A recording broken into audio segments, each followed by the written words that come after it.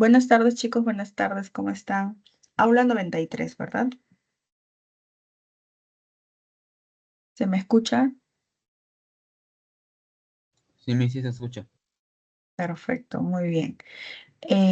Al tutor, por favor, el acceso para compartir la pantalla, por favor, para poder iniciar. El día de hoy nos toca todo lo que viene a ser edad moderna. Bueno, no todo, vamos a llegar hasta a lo que viene a ser, bueno, en realidad la edad moderna va a tener muchos, pero muchos acontecimientos dentro de los cuales tenemos que ver, ¿no? Primero, esta nueva forma de pensar que viene a ser pues el absolutismo, perdón, el absolutismo no, lo que viene a ser el humanismo.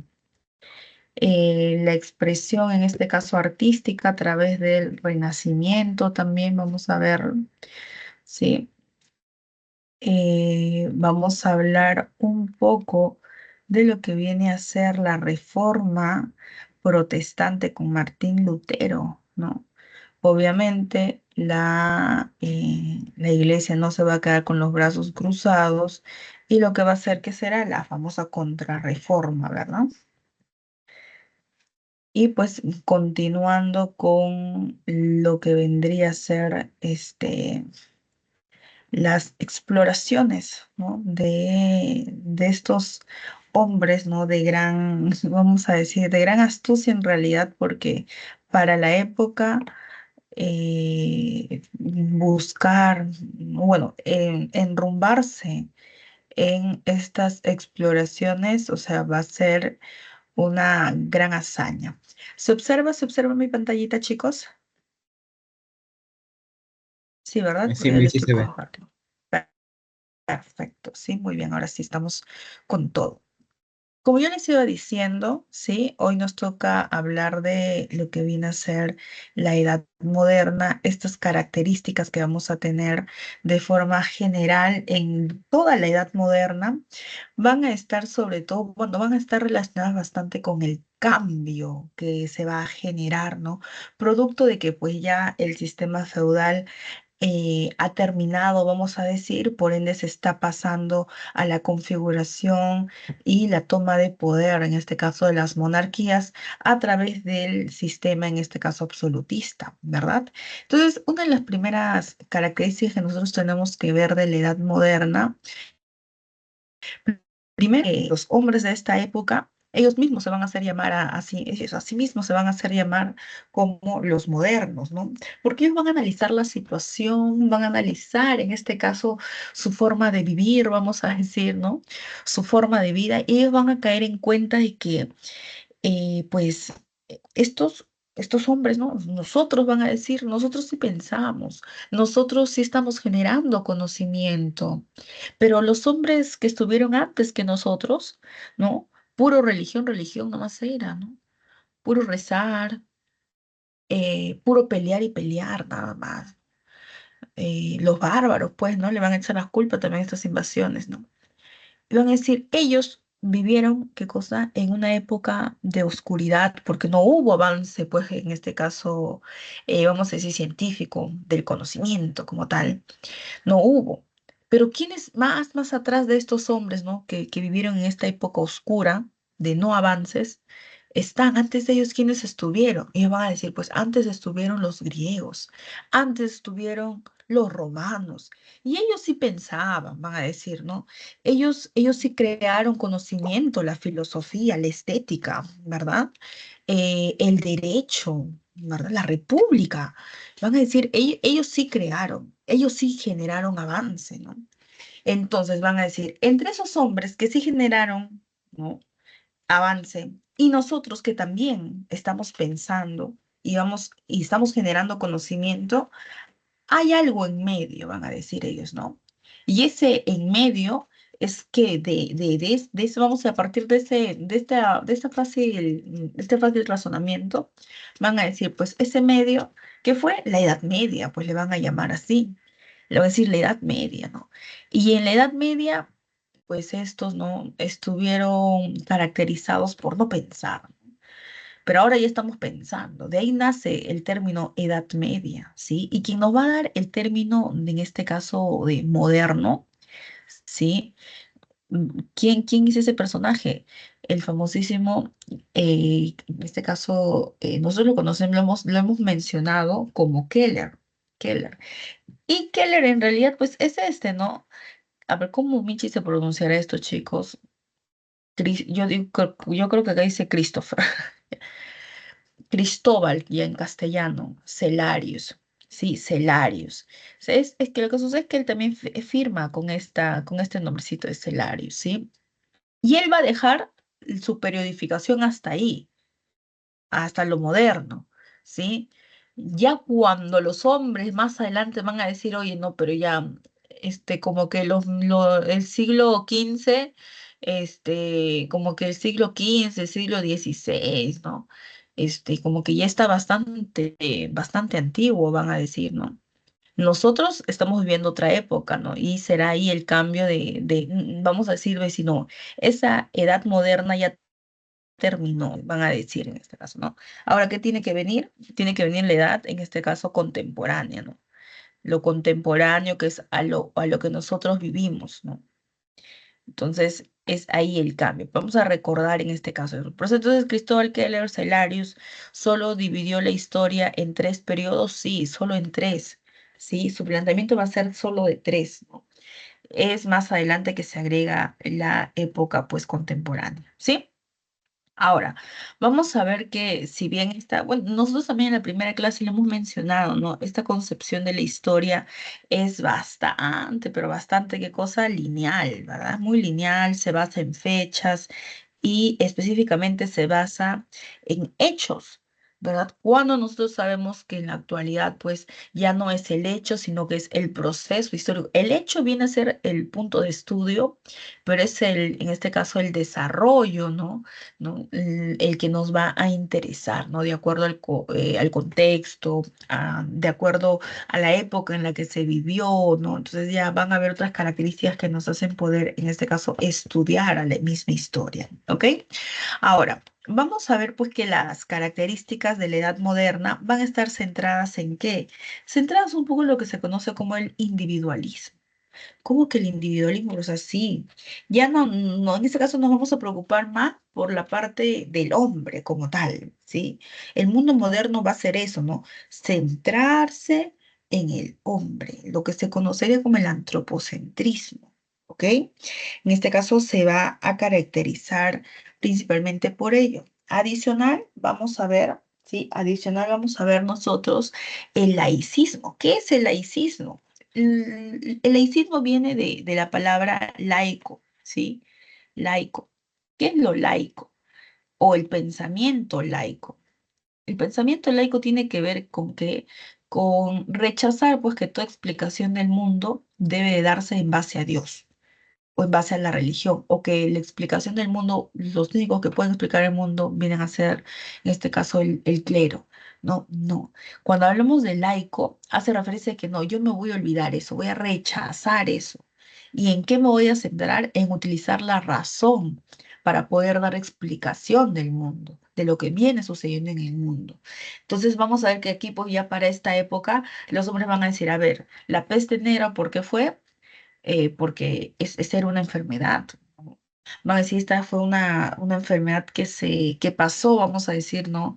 Eh, Fronteras, ¿no? Que pasó fronteras y pues que a ciertos descuidos en cuanto a la higiene, vamos a decir, se terminó generalizando. Van a caer en cuenta de que existen pues los microorganismos, que existe una gran variedad de microorganismos, de que estos se pueden contagiar a través, en este caso, del aire incluso, ¿verdad? Y para eso, lógicamente, ¿qué están haciendo? Se están alejando de la explicación de Dios. Ahora, el laicismo no solo viene con las explicaciones pues, que nos pueden suceder en la vida cotidiana. En este caso, estamos especificando en la medicina, pero también va a entrar qué cosa a la parte política, ¿no? A la parte política, donde se va a pedir, o bueno, los hombres de esta época dirán, ¿no? ¿Por qué la religión tiene que estar qué cosa? inmersa en el Estado. ¿Por qué? Se va a criticar ello, ¿no? De que lo político debe de, en este caso, de divorciarse, vamos a decir, de lo religioso. En la actualidad, por ejemplo, nosotros decimos que el Estado peruano, ¿qué cosa? Es un Estado laico, ¿verdad? Porque en este Estado se permite la presencia de la iglesia. Sí, está la iglesia, mas esta no participa, ¿sí? Esta no participa en lo que viene a ser la política de Estado. ¿Verdad? No, no está inmersa, está separada, ¿sí? ¿Y de dónde van a nacer pues esa idea? En este caso nace aquí, en este caso en la edad moderna, ¿sí? El uso de la razón, ¿sí? Que se entiende, ¿no? El hecho de por qué en esta época también vamos a ver nuevos avances, ¿sí? El capitalismo. ¿A qué se refiere con el capitalismo? Pues es un sistema, un nuevo sistema, ¿verdad? Sí, económico, y que nace lógicamente producto de qué? De que ya tenemos a los comerciantes, ¿verdad? Los comerciantes van a generar mucho dinero, ¿verdad? Económicamente vamos a hablar, pues, ¿no? De que se va a instalar el sistema capitalista, ¿ok? Y vamos a tener un versus, ¿no? Porque ahora el hecho de que hayan hombres que critiquen, en este caso, ¿no? Vamos a decir, la religión, ¿sí? No quiere decir, ¿no? Que esto haya sido, pues, así, todos hayan sido pensado de esa forma.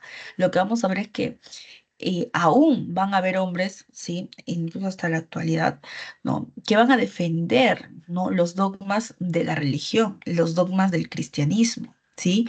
Y que lógicamente eso se van a contraponer, ¿qué cosa? Se contraponen a lo que viene a ser la libertad de pensamiento, ¿sí? Entonces, la edad moderna se va a caracterizar por ello también, ¿ok? Ahora vamos a ir, conforme vayamos desarrollando cada uno, en este caso de los aspectos, ustedes van a ir notando ciertas características. Comenzando, ¿por qué? Por el humanismo, ¿sí? Para entender el humanismo, ¿sí? Debemos de recordar primero que este va a ser un movimiento, ¿no? Un movimiento de tipo intelectual. Muchos hombres van a participar aquí, ¿sí? Este movimiento intelectual va a estar apoyado por ¿quiénes? Por la burguesía. Profesora, ¿por qué por la burguesía? Porque lógicamente el intelectual, ¿sí? El intelectual se encarga de eso, su oficio, el oficio del intelectual, ¿qué cosa es? El crear el conocimiento, ¿verdad? Entonces, si yo me detengo a crear conocimiento, necesito que alguien me pague por ello, ¿verdad? Y en esta época que estamos saliendo, pues en este caso, este tipo de pensamiento, ¿no? De la religión, del señor feudal, ¿no? La nobleza feudal. ¿Quiénes van a proteger a estos intelectuales? Pues lógicamente aquí vamos a ver que quienes van a proteger a estos intelectuales serán quienes, los burgueses, que se han formado, que se han creado, ¿dónde? Ah, pues gracias al renacimiento urbano comercial. Sí, gracias al renacimiento urbano comercial es que aparecieron los burgueses, ¿no? Nació ahí una nueva clase social, ¿verdad? Ya, ellos van a apoyar, ¿sí? Porque hay que pensar también, ¿no? Estos grandes escritores, ¿quiénes les pagaban por ello? ¿No? ¿Quiénes hacían eso? ¿Quiénes lo sostenían? ¿Verdad? Ya, ahí lo vamos a tener. ¿Quiénes van a estar? Aquí está detrás la burguesía, ¿sí? Porque tienen dinero, pueden hacer, tienen tanto dinero que pueden hacer con su dinero lo que quieran, ¿sí? Adicional a eso, vamos a ver que el humanismo sobre todo lo vamos a encontrar en obras de tipo literarias y filosóficas, ¿sí? Por eso decimos que este es un movimiento intelectual de qué? De ideas, ¿sí? Ideológico, ¿sí? Y vamos a ver pues que será el primero, ¿sí? El primero en aparecer, ¿sí? El primero en aparecer y el cual pues va a sentar las bases ¿para qué? Para el pensamiento del hombre moderno. ¿Ok?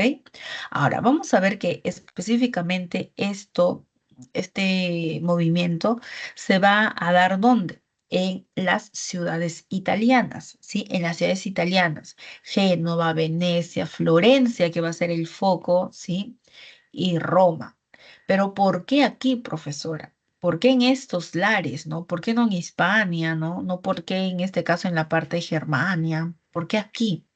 Primero vamos a ver que estas ciudades gozan de prosperidad, ¿sí? Y va a ser bien visto por estos intelectuales. Y ahora, profesora, ¿estos intelectuales de dónde han venido?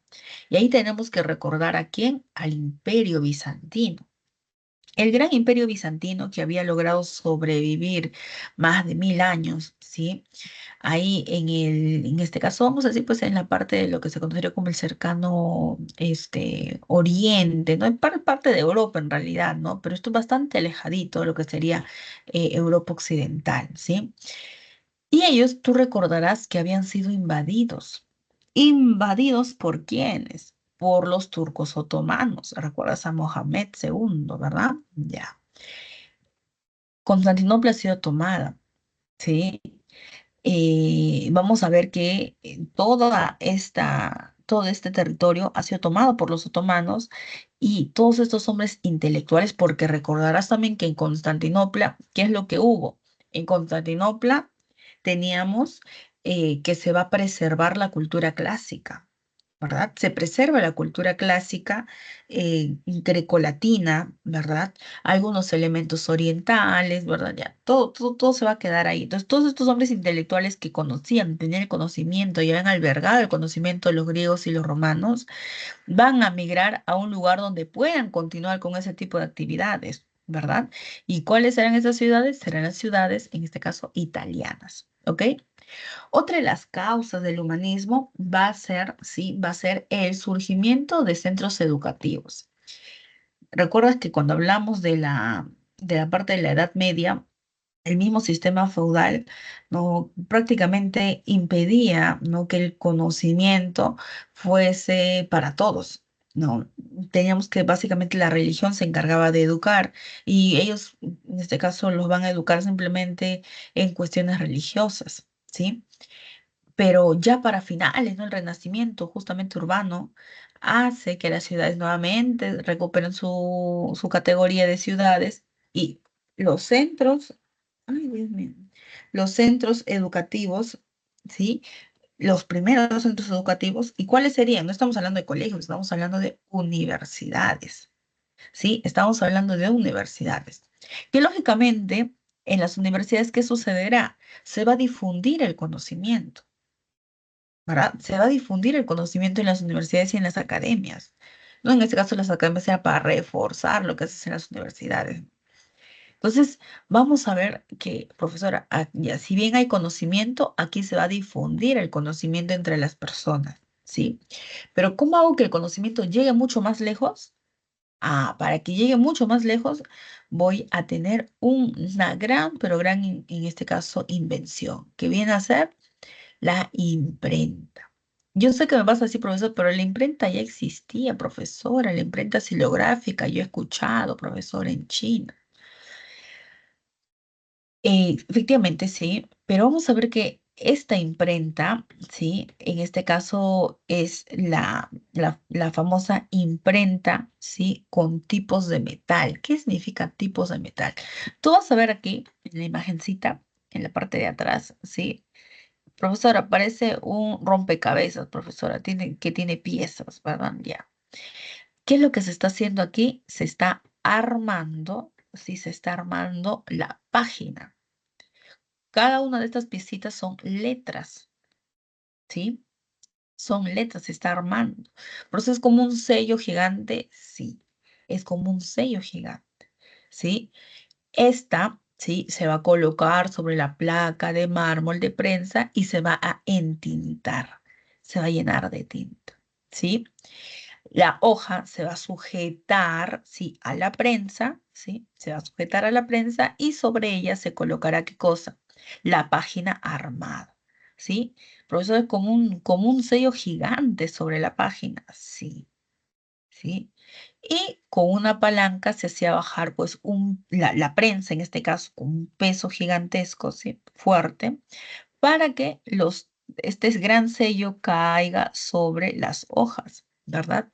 Y termine imprimiendo, pues en este caso, toda la página.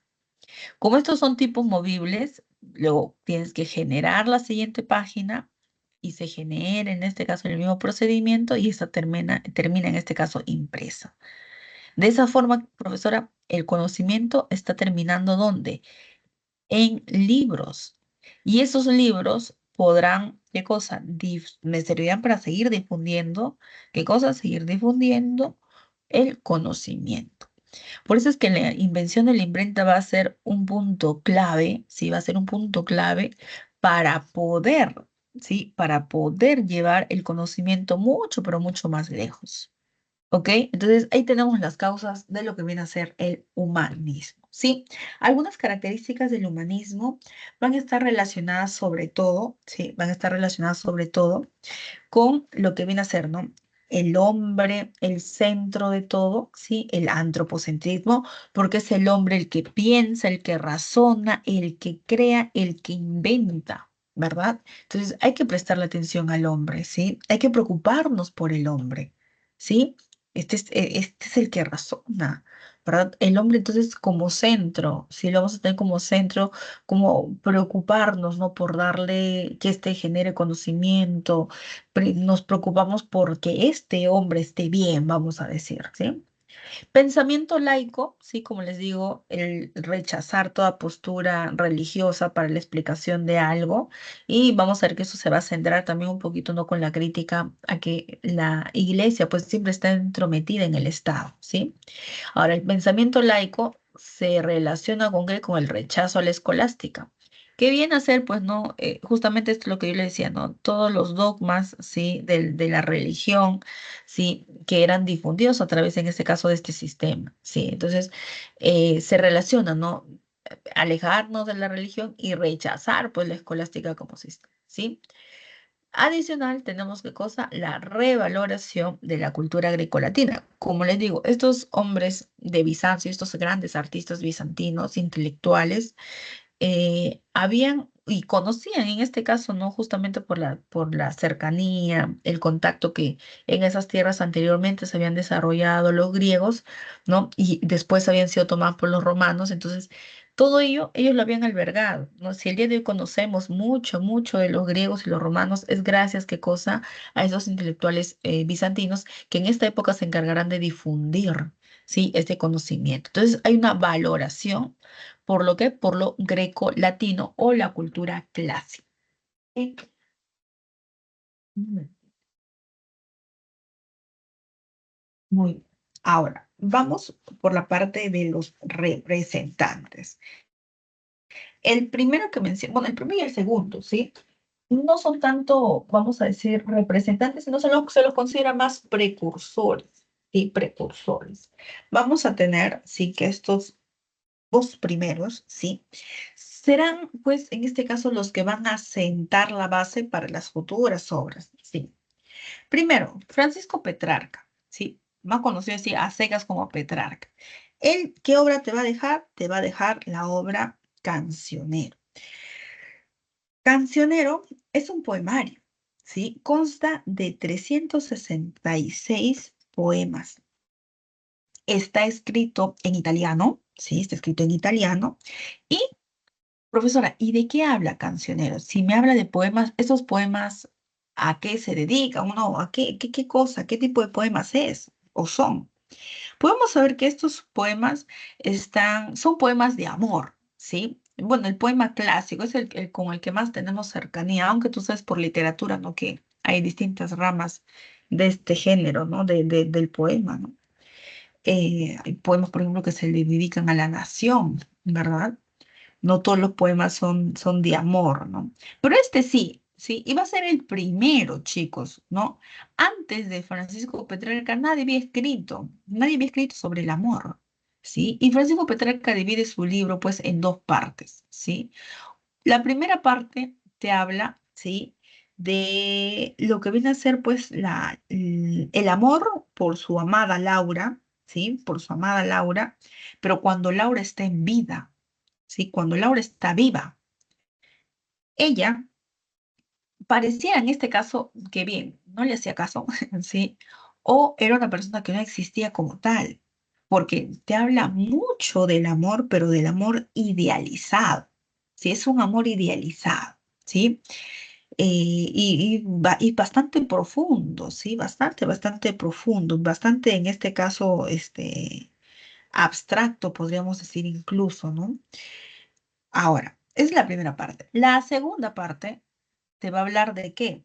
Te va a hablar en este caso, después de la muerte de Laura. Laura muere, sí. Laura muere, sí, o desaparece, ¿sí? Y pues ahí los poemas se tornan un tanto más tristes, siguen hablándote de amor, pero se tornan más tristes. ¿Qué quiere decir? Está experimentando el duelo, el recuerdo, ¿por quién? Por Laura, ¿sí? Y te habla también, pues, ¿no? De cómo el amor puede trascender incluso la muerte. Profesora Francisco Petrarca era un romántico, profesora. Sí, sí, sí. Y recuerda, será pues una obra que está escrita en italiano. ¿Y por eso, por qué es importante? Porque las obras estaban escritas normalmente ¿en qué? En latín. Lo común era escribir en latín, pero él romperá en este caso no con ello y escribirá qué cosa en italiano. ¿Sí? Ahí tenemos a Francisco Petrarca con Cancionero. Luego tenemos a Juan de Boccaccio.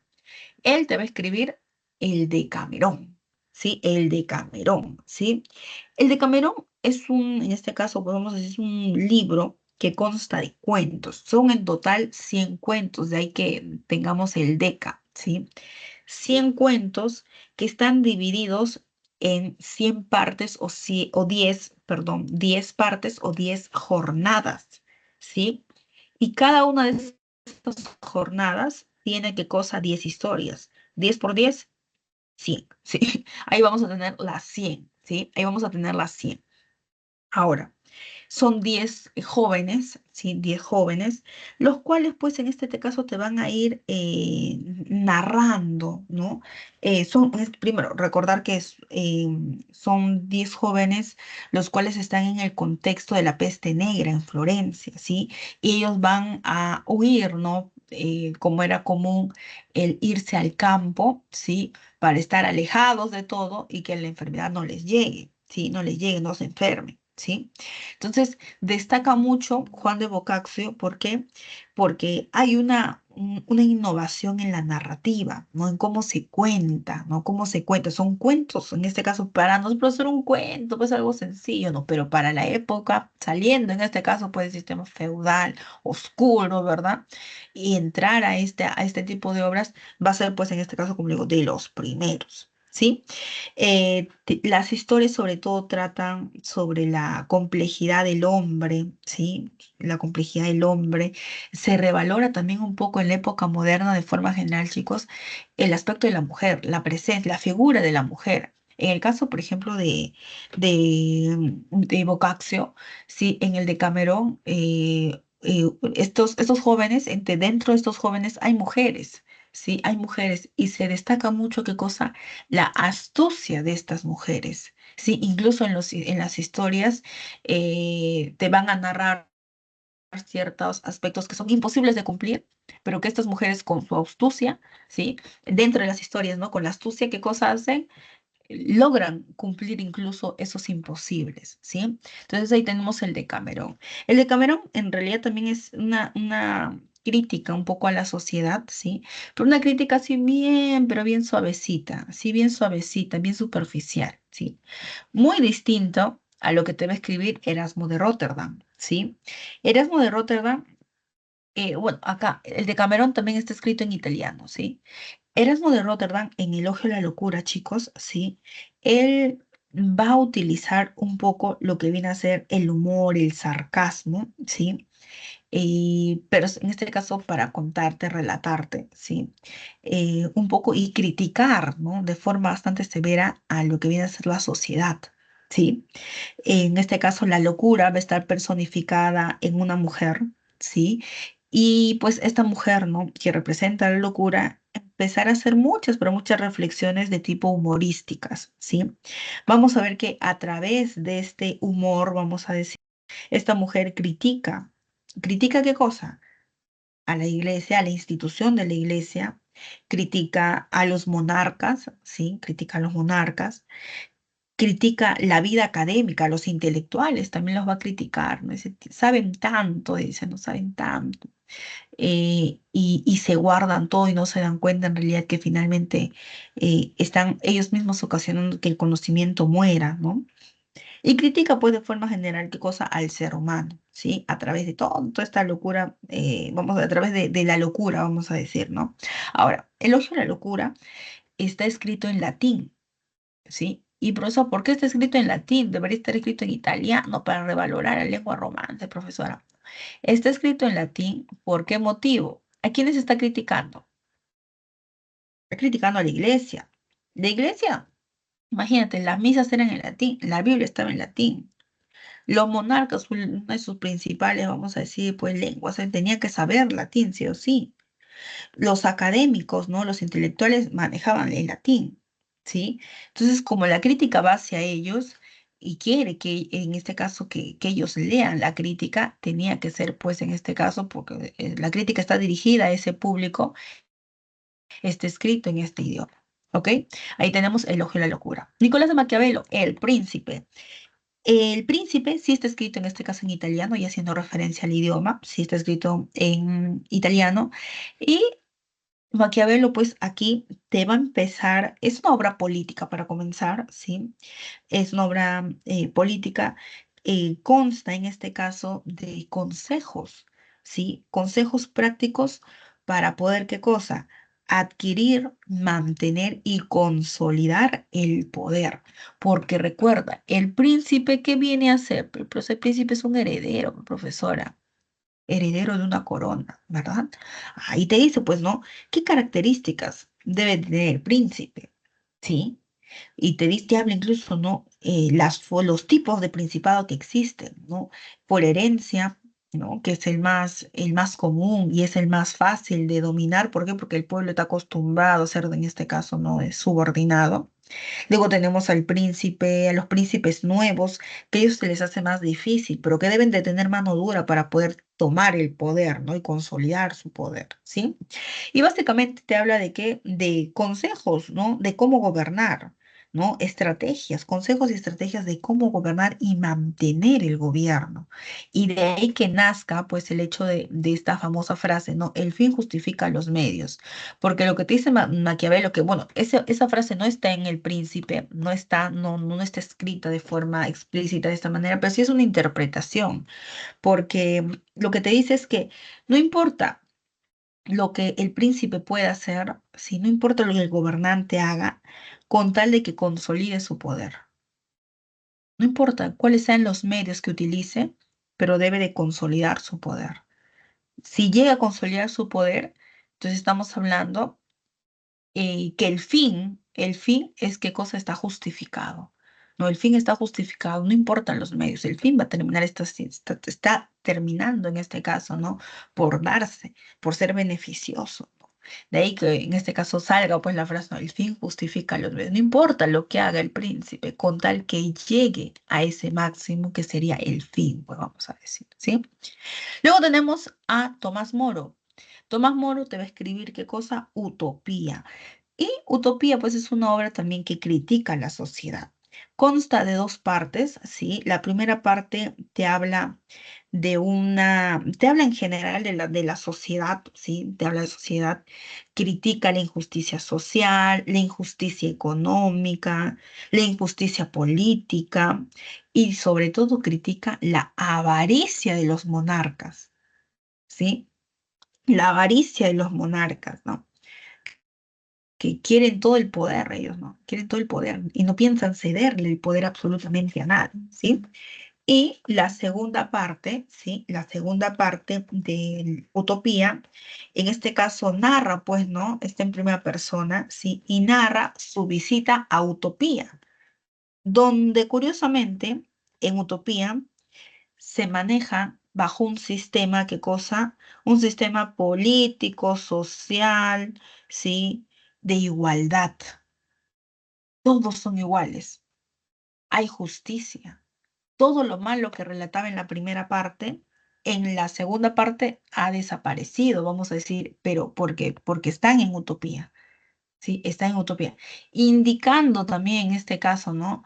De que esta ciudad a donde ha llegado, este nuevo mundo, podríamos decir qué cosa, es justamente eso, es una utopía, ¿no? Algo que no se puede lograr, ¿no? ¿Por qué? Porque él ya te está relatando cuál es la realidad, ¿no? ¿Cuál es la realidad? ¿Y cuál es la realidad? Que el mundo es injusto, es desigual, ¿verdad? Y que los monarcas, pues, nos son grandemente avariciosos, ¿no? Entonces, van a ser las obras, ¿no? Que nos van a, bueno, las obras más resaltantes que vamos a tener del humanismo y que pues hasta el día de hoy, ¿no? Van a ser grandes, pero grandemente en este caso, pues valoradas, ¿sí? Aquí no son los únicos, obviamente, vamos a tener también dentro de estos otro bastante conocido va a ser Dante Alighieri, ¿sí? Dante Alighieri que debe escribir la comedia, ¿verdad? Otro, bueno, otros están en este caso justamente aquí, en esta pintura, los famosos seis poetas toscanos. Cuando yo hablo, por ejemplo, de que está escrito en italiano, en ese entonces no era conocido así como italiano, italiano, sino que en este caso es lengua italiano toscano, se llama, ¿sí? Toscano. Por eso acá se le menciona de esta forma, ¿no? Los seis poetas toscanos, porque escribían en qué? Escribían en este caso en italiano, pues, ¿no?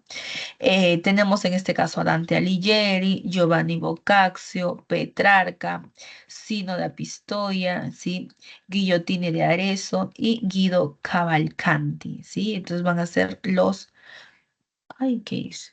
Van a ser los seis poetas toscanos, ¿sí? Ahí los tenemos. Luego pasamos al Renacimiento. Si tú te vas a dar cuenta, ¿sí? Y puedes notar en este caso los siglos en el cual se están desarrollando. Pero saca este siglo XIV, este siglo XVI, y veo que el Renacimiento es del siglo XV al siglo XVI también. Entonces, ¿por qué a qué se debe eso? Esto se debe principalmente. Ay, esto. Bueno, es que muchas de las cosas que va a vivir el mundo no es que, uy, acaba aquí y después se inicia el otro, no, o sea, estamos hablando básicamente de un paralelismo, ¿sí? Van ocurriendo los hechos así. Mientras aquí va ocurriendo así, pues, no sé, en Bolivia también tiene su propia historia, ¿verdad? Y entonces, muchas cosas suceden en el mismo tiempo, ¿sí? Entonces, muy influenciado con el humanismo, vamos a ver que va a aparecer el Renacimiento. Y el Renacimiento también es otro movimiento, pero este se va a centrar principalmente, ¿qué cosa? En la parte de el arte, del arte, ¿sí? Por eso decimos que este es un movimiento de tipo cultural, ¿sí? Tipo cultural, ¿sí? Y se va a evocar principalmente en qué? En las artes plásticas, la ciencia, ¿sí? Vamos a tener que en el Renacimiento, ¿sí? Las causas que podríamos mencionar del Renacimiento son, primero, el accionar de los mecenas, que yo ya al inicio de la clase había dicho, ¿no? En el humanismo también estos grandes escritores intelectuales van a tener, pues, en este caso, pues, sus padrinos, vamos a decir, ¿no? Porque el mecena, ¿qué es? Es el protector, el que cuida, ¿sí? El que cuida, pero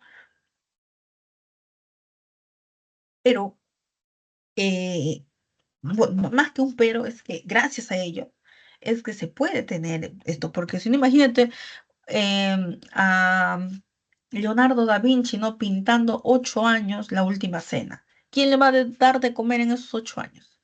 ¿Quién le va a dar para la pintura, para el lienzo? ¿Quién le va a dar? ¿Verdad? Entonces, lógicamente, él trabajaba para alguien. ¿Verdad? Y alguien los tenía que cuidar, pues, ¿y quiénes son ese alguien? El mecenas. Ahora, los mecenas podían ser, ¿qué cosa? Familias, ¿sí? Familias burguesas muy adineradas, los que más destacan en este caso son los Medici, ¿sí? Los Medici. Y también, ¿qué cosa? El papado, principalmente en el siglo XVI, ¿sí? El papado. Por ejemplo, Julio II era un mecena protector, ¿sí? El mismo León X era también en este caso un mecena. La misma iglesia financia muchas de estas obras, ¿ok?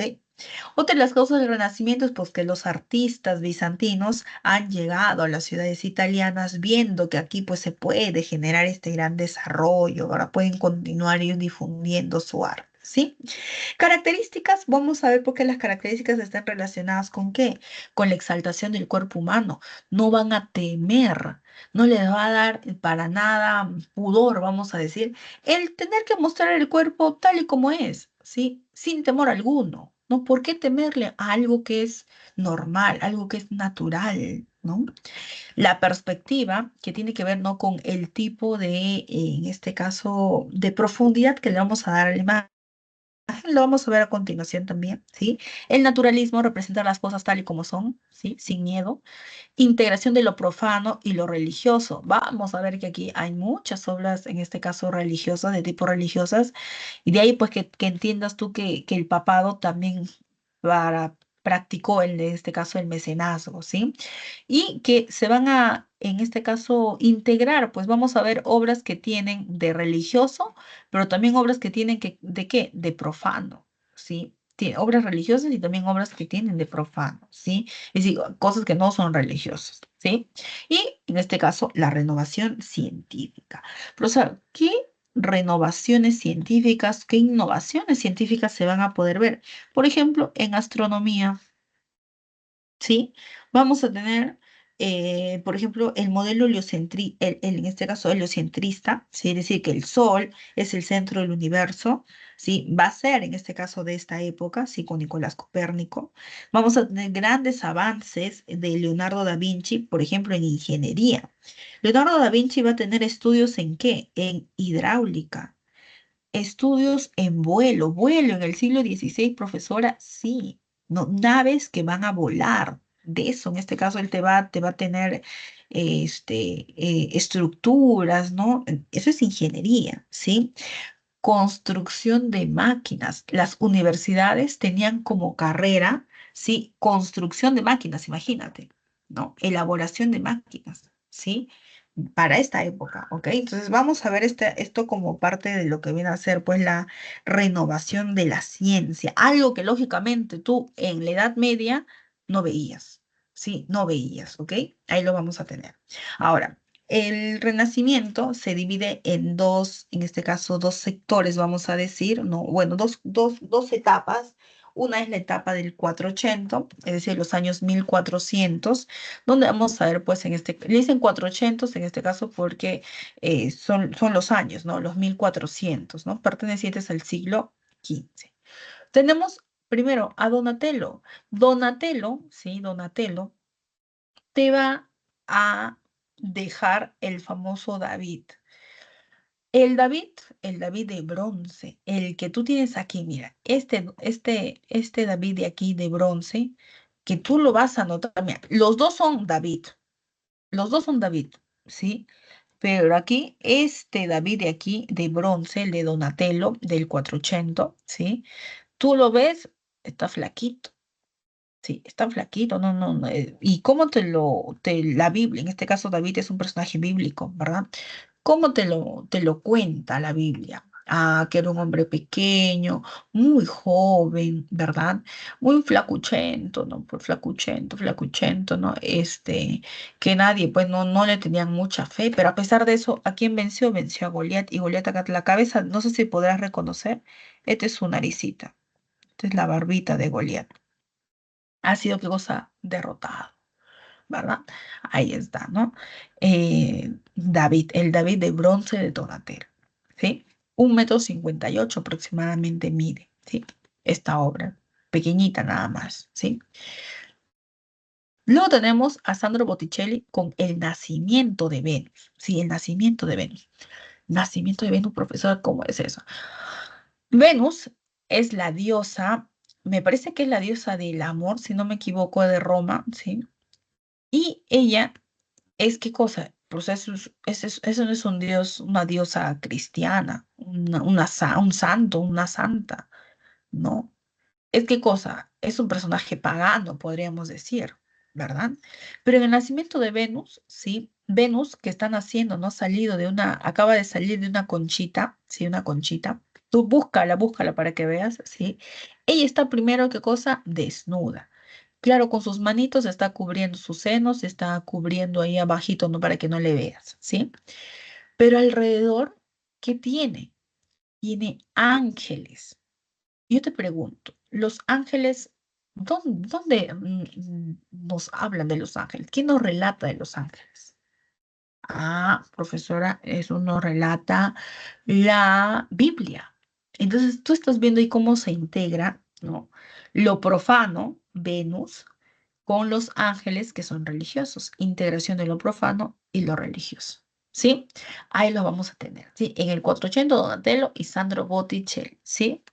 En el Quinquecento, ¿sí? En el Quinquecento vamos a tener a quién? A Leonardo da Vinci. Una de sus obras más resaltantes viene a ser La Última Cena, ¿sí? La Última Cena, que es la que tenemos aquí, donde tú vas a ver esta característica de la famosa perspectiva, ¿sí? ¿Qué es la perspectiva?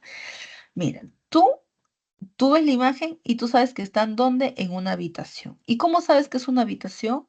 Porque mira la técnica que han utilizado para poder representarnos la famosa perspectiva. ¿Sí? Ah, profesora, es esta técnica que te muestra la profundidad de la imagen, ¿no? Que tú sabes, ah, sí, no, efectivamente, no hay en este caso hay un fondo, vamos a decir, ¿no? Y la imagen te muestra eso y lógicamente tú intentas dibujar con esto. No es tan sencillo, ¿verdad? No es tan sencillo, ¿sí?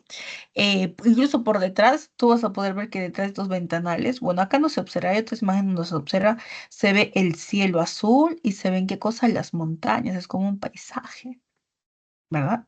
Ahí lo vamos a tener, ¿sí? Ahora, la última cena, bueno, adicional, bueno, en este caso de la perspectiva, ¿sí? Adicional a la perspectiva, vamos a ver por qué Leonardo da Vinci se demora, ¿cuántos años en? Bueno, ya lo comenté, son 8 años, ¿sí? Son 8 años que este, tarda en pintarlo. ¿Sí? Utiliza, ¿cómo se llama? Modelos, ¿sí? Modelos para la presentación. Imagínate, no todo el mundo quería ser Jesús, ¿sí? Todo el mundo quería ser, en este caso, eh, todo el mundo quería, o sea, yo voy a representar a Jesús. Y fue pues Jesús fue el primero en este caso en ser pintado, ¿sí? En ser pintado. ¿Quién crees que haya sido el último en ser pintado? Profesora, Dios. obviamente, nadie quería ser Judas, ¿verdad? Nadie, pero absolutamente nadie quería ser Judas.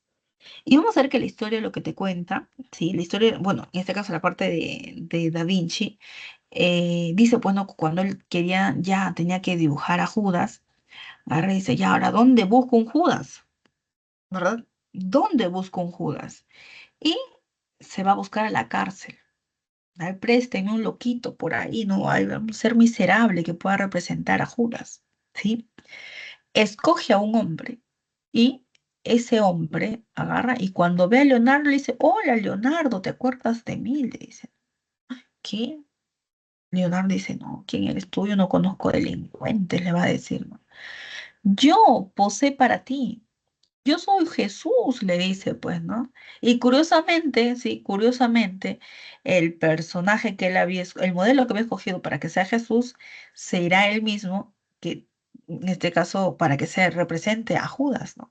Y más o menos el mensaje viene a ser, pues, el hecho de que uno, primero, pues, puede estar en un momento, puede ser muy bueno, ¿sí? Y otro momento, ¿qué cosa? Puede descarriarse y ser muy malo, pero que siempre vas a tener la oportunidad de que de resarcir, ¿no? Y poder volver nuevamente en este caso, al camino de Dios, ¿no? Un poco va el mensaje por ahí, ¿no? Respecto a lo que viene a ser la última cena, ¿no? La historia que se cuenta, que nos cuenta en este caso Leonardo da Vinci, ¿sí? Ahí lo vamos a tener, ¿sí? Obviamente tú vas a ver que hay, podríamos decir incluso elementos que son erróneos en la imagen, porque tú sabes que la última cena no fue pues sobre una mesa larguísima, ¿verdad? Pero estaban sentados prácticamente en el piso, ¿verdad? No fue así. Sin embargo, nos lo representan de esta manera, ¿sí? Lógicamente, yo para quedarme 8 años pintando ahí la última cena, obviamente que obviamente que necesito que alguien me financie eso, ¿verdad? Muy bien. Tenemos también La Virgen de las Rocas, otra obra de Leonardo da Vinci, la Gioconda que tú ves que está aquí, la Gioconda. La Gioconda, en este caso ves un paisaje de fondo, ¿sí? Vas a poder observar que esta mujer, en este caso, la técnica de sus ojitos, ¿sí? Si tú la miras bien, ¿sí? y así sea una foto, porque obviamente no es la imagen real, ¿no? Eh, y tú vas a poder observar que sus ojitos, a donde tú, desde donde la mires, te va a seguir la mirada, con la mirada. Entonces se destaca mucho esa técnica, ¿sí? Para su representación. También en este caso destacan sus manos. Se considera que las manos de la Gioconda son las manos más hermosas pintadas en la época, porque dice que era muy difícil, había que tener muy buena técnica, ¿sí? Ahí está, destaca bastante la Gioconda, ¿no? En enero, me parece, febrero, a la Gioconda, ¿qué hicieron? O creo que fue el año pasado, en diciembre, le tiraron sopa a la Gioconda, ¿sí? Le tiraron sopa a la pintura original, me acuerdo, sí, lo vi en las noticias, ¿sí? Ahí me acordé, pues, ¿no? Leonardo da Vinci, dije, el Renacimiento, en el Quinquecento, ¿verdad? Ya, para recordar, ¿sí? Otra de las obras que nos va a dejar el Renacimiento en el Quinquecento viene a ser la de Rafael Sanzio, ¿sí? Aquí vamos a tener su obra más grande, la Escuela de Atenas. La Escuela de Atenas, en este caso, es un homenaje a qué?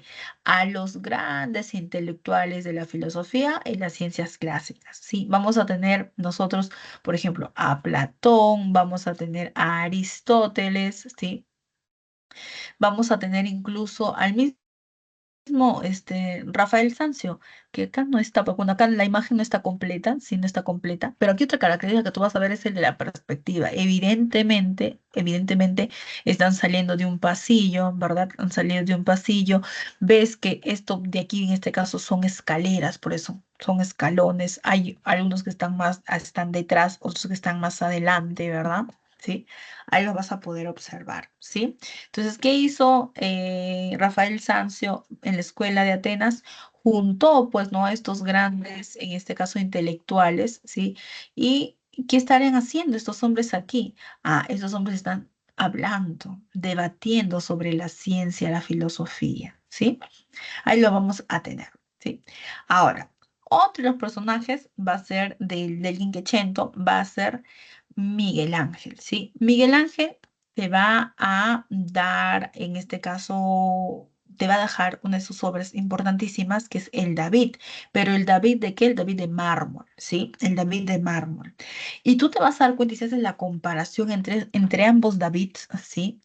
Te vas a dar cuenta, profesora, este David de aquí, el David de Miguel Ángel, está más chapado, ¿verdad? Pues es más grande está este David, ¿no? Si tiene músculo, tiene bíceps, profesora, mira, tiene pantorrilla, profesora de futbolista, ¿no? Su rostro, mira, profesor, qué hermoso rostro, ¿verdad? Mira cómo se le marca aquí en el brazo, ¿verdad? Ya. Ahora, ¿por qué lo representa así? ¿Por qué lo representa de esta forma? Evidentemente hay un agrandamiento, vamos a decir, del personaje, ¿sí? Pero que en este caso muestra o es un homenaje, ¿qué cosa? A la inteligencia, ¿sí? A la inteligencia del personaje, ¿no? Porque nadie le tenía fe, como le digo en un inicio, ¿no? Pero que la inteligencia está por encima de qué? Por encima de la fuerza física. ¿Sí? Y aquí en este caso está pensativo, ¿no? Justamente por eso está pensativo antes de enfrentarse a quién, antes de enfrentarse al gran Goliat, ¿sí? Tenemos también en este caso, tenemos otra de sus obras es La Piedad, ¿sí? Ay, esto lo ven, pero yo sí lo veo aquí, que me tapa esa cosa, ya. La piedad, en este caso, que te va a mostrar, en este caso, en este caso, pues no, a María recogiendo a su hijo, ¿no? Recogiendo a su hijo, pues bajándolo de la cruz, ¿no? Tú sabes que Jesús murió a la edad de 33 años, ¿verdad? Aproximadamente. Jesús, bueno, en este caso María, su madre, era una mujer joven en realidad, ¿sí? Era una mujer bastante joven. Aproximadamente habría tenido unos 13 años, ¿sí? Habría tenido unos 13 años cuando trajo al mundo pues a Jesús. Por eso que aquí en el rostro de la Piedad del Vaticano, ¿sí?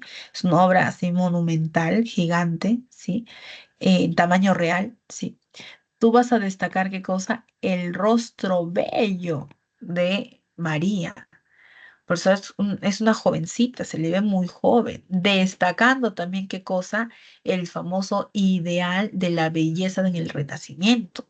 Aquí yo les mencionaba, ¿no? De que en la Edad Moderna se va a revalorar la figura de la mujer, sobre todo de la mujer, ¿qué cosa? De la mujer joven, ¿no? Y una manera de representar ello pues, será, pues en este caso, a través de María, ¿sí? A través de María, ¿sí? También va a tener Miguel Ángel el Moisés. Tú cuando veas el Moisés también búscalo, sí, búscalo. Moisés también lo representan, pero sí, wow, ¿no? Porque tú sabes que Moisés era un hombre, no se dice su edad, pero es evidente que era un hombre bastante mayor, sí, muy, muy, muy, muy mayor. Que tenía pues la característica, ¿no? Su barba ya te indicaba que era una persona mayor. Y cuando tú ves este Moisés parece que se hubiese hecho así, le hubieran hecho una cirugía plástica. Bueno, arrugas no tiene. Sí se ve que es un hombre maduro, ¿no? El Moisés sí es una escultura, ¿no? De un hombre maduro, evidentemente, pero que, no pareciera, pues, ¿no? Agarro, tú ves, ese es Zeus, profesor, ese no es Moisés, ¿sí? Ese no es Moisés. ¿No? Es otra de sus, vamos a decir, las curiosidades, ¿sí? Una barba también prominente, en este caso, la de el Moisés de Miguel Ángel, ¿no? Una obra bastante, se ve un rostro maduro, como les digo, pero agarra y dice, no, pues ese hombre es un cuarentón nada más, ¿no? Pero no, es Moisés, ¿no? Entonces también ver en este caso algunas características, pues en este caso, incluso podríamos decir, clásicas, ¿no? ¿Recuerdan cómo eran los dioses, en este caso griegos, los dioses romanos? Tenían apariencia humana, pero llevada a la perfección, ¿no? Entonces el Moisés parecía, yo lo veo y digo, no, ese es un Zeus, ¿no? Ese es un Zeus, ¿sí? Ahí lo vamos a tener. También te va a pintar, en este caso, ¿no? La Capilla Sixtina con, en este caso, ciertas, pues relatos, vamos a decir, de la Biblia, pero representadas en imagen. Como por ejemplo, la creación de Adán, ¿verdad? La creación de Adán, ¿sí? Que lo tenemos aquí, ¿no? En este caso se representan también pues algunos ángeles, ¿verdad? Ángeles. Y tú ves a Adán, ¿cómo está? Adán también, mira, ¿cómo está? Ese Adán, o sea, ese Adán toma esteroides, profesora, ¿no? Se va al gym, profesor, ese Adán. Y igual, representado qué cosa, representando la naturalidad, ¿sí? La naturalidad, tal como Dios lo trajo al mundo, así desnudo, ¿sí? Tenemos también algunas obras, en este caso arquitectónicas, como lo va a ser la cúpula de Santa María de Fiore o la cúpula de Brunelleschi, ¿sí? Que es en este caso, pues, esta famosa obra arquitectónica, ¿sí? Más representativas del arte renacentista, ¿sí? En este caso se puede observar el encadenado de vigas creado por el autor, ¿sí? En este caso Brunelleschi, ¿sí? No solo han sido esculturas, pinturas, sino que también alguna que otra obra arquitectónica, ¿sí? Ahora, el hombre en este tiempo pensaba tanto, chico, pensaba tanto, tanto, tanto, que se va a descubrir qué cosa, las proporciones matemáticas del cuerpo humano, ¿sí? ¿Cómo, profesor? ¿Cómo que mi cuerpo tiene proporciones matemáticas? Sí, tiene proporciones matemáticas. En este caso, te dice, pues, ¿no? La medida del hombre, ¿sí? Desde la punta de su cabeza hasta la punta de sus pies, la famosa talla, ¿verdad? La talla, es el mismo del que tú tienes, pues, cuando estiras los brazos, ¿sí? De la punta de tu dedo al otro extremo, ¿sí? Ya es la misma medida. Profesora, ¿y si mide más, profesora? Raro. ¿Y si mide menos? Más raro todavía, ¿verdad? No, no, no, no todos vamos a cumplir esos estándares de perfección, pero en este caso esto te indicaba qué cosa, la perfección. Porque recuerda, la matemática es eso, la exactitud, ¿verdad? De lo perfecto, vamos a decir, ¿sí? También te hablo, por ejemplo, de que el cuerpo mide 4 codos, desde la punta de la mano, ¿sí? Hasta el codo, ¿sí? Eso, ¿qué cosa? 4 veces eso da, ¿qué cosa? Tu talla, sí, da tu talla. Te dice, el espacio entre las piernas forma ¿qué cosa? Un triángulo equilátero. Profesor, es cierto, sí, forma un triángulo equilátero, ¿sí? Y tu pie, lo que mide tu pie, lo que mide tu pie, ¿sí? Es la séptima parte de tu talla, de tu altura, chicos. Profesor, ¿quién hizo eso? Leonardo da Vinci. Sí, imagínate, ¿no? ¿Cuánto tiempo tuvo para haber llegado a este tipo de pensamiento, ¿sí? Y más proporciones en realidad matemáticas. Les van a encontrar estas por mencionar algunas, ¿sí? Esto, ¿cómo se llama su obra? El hombre de Vitruvio, ¿sí? El hombre de Vitruvio. Profesora, sorprendente, profesora, sorprendente. Ahí los vamos a tener, ¿no? El Renacimiento, ¿sí? Ahora, esto se relaciona un poquitito, ¿sí? ¿Con qué? Con lo que viene, bueno, un poquitito, en realidad bastante, con lo que viene a ser lo siguiente, que es la reforma protestante, ¿sí? La reforma protestante. Vamos a tener, sí, vamos a tener que esta reforma protestante pues se va a desarrollar entre el siglo XVI y el siglo XVII. Profesor, todo esto coincide un poquito con la llegada, ¿sí, no? De los españoles a América, ¿no? Dentro de sus exploraciones y todo, sí, sí, sí. Coincide en este caso en esos años, pero que esta parte son más características de tipo religioso en cuanto a la iglesia como institución, ¿sí? La reforma protestante será un movimiento de renovación religiosa que busca qué cosa, corregir pues la gran corrupción que cometía la iglesia, porque la iglesia ya se pasaba, pero ya se pasaba de vivo en estos tiempos, ¿sí? Aprovechándose en realidad de que la población era bastante, pero bastante ingenua, pues va a sacar, vamos a decir, pues, provecho para su enriquecimiento, ¿sí? ¿Dónde se va a dar la reforma protestante? En Alemania, ¿sí? En Alemania durante el siglo XVI, ¿sí? Vamos a tener aquí a quién, a el gran Martín Lutero, ¿sí? Martín Lutero, en este caso, pues ayudado también de la imprenta, ¿no? Él con la imprenta va a imprimir sus 95 tesis y las va a repartir, ¿sí? La va a repartir. Y vamos a ver, pues, que este personaje se va a dar cuenta de ciertos aspectos que la iglesia comete y que se da cuenta, pues, que en realidad la iglesia es corrupta. Sí, es grandemente corrupta, ¿sí? Y pues va a denunciar estos hechos ante, ante en este caso, la nula explicación que le pueden dar a sus dudas, ¿sí? Porque él va a tener muchas dudas, ¿sí? Algunos antecedentes que podemos mencionar son el cisma de Occidente. ¿Recuerdas cuando en lo que viene a ser Europa Occidental no se reconoce al Papa Romano y en Aviñón, Francia, dice, ay, yo me voy a declarar también Papa? Dice, no, yo también soy Papa, pues no. No reconozco al Papa de Roma. En este caso, en Pisa también, ahora dice, no, tampoco, no reconozco yo ahora soy el Papa también. Y tenemos papas por todos lados. Ya, cisma, fragmentación en este caso de la iglesia, ¿verdad? Cisma de Occidente. Ya anteriormente habíamos visto esta separación de la iglesia, ¿sí? Ahora, otro antecedente es que Martín Lutero no será el primero en criticar a la iglesia. Sí, no es el primero en criticar a la iglesia. ¿Quién en este caso va a criticarlo antes? ¿O quiénes van a criticarlo antes? John Wycliffe, sí, Wycliffe, sí, en Inglaterra y Juan Hus en Bohemia, ¿sí? Vamos a tener que a estos dos se los van a acusar ¿de qué? De herejes, chicos. Sí, se los acusa de herejes. Wycliffe, ¿qué había hecho? Los dos critican a la iglesia y sobre todo critican la autoridad del Papa, ¿no? De que en este caso no lo quieren reconocer como autoridad suprema de la iglesia. Ellos consideran que la única autoridad suprema, ¿quién tiene que ser? Diosito, nadie más. Los demás somos hombres terrenales, dicen ellos, ¿no? Ahora, John Wycliffe, ¿qué hace? Traduce la Biblia, ¿sí? Traduce la Biblia al inglés. Por eso, ¿y por qué eso estaba prohibido? Uno, porque no todo el mundo podía acceder a la Biblia, solo el alto clero, ¿sí? Solo el alto clero. Y segundo, porque la Biblia había sido traducida al latín. Se había considerado que el latín era la única, en este caso, el único idioma, vamos, el único idioma de la religión, ¿sí? Todos los cristianos tenían que saber latín, y sobre todo el alto clero, ¿verdad? Entonces, John Woo le dice, ¿por qué? O sea, ¿por qué tiene que ser así? Hay que traducir la Biblia. Él traduce la Biblia. Ahí le van a decir, oye, retráctate. Le van a decir, retráctate, oye, ¿qué estás haciendo? Él teme por su vida y se retracta.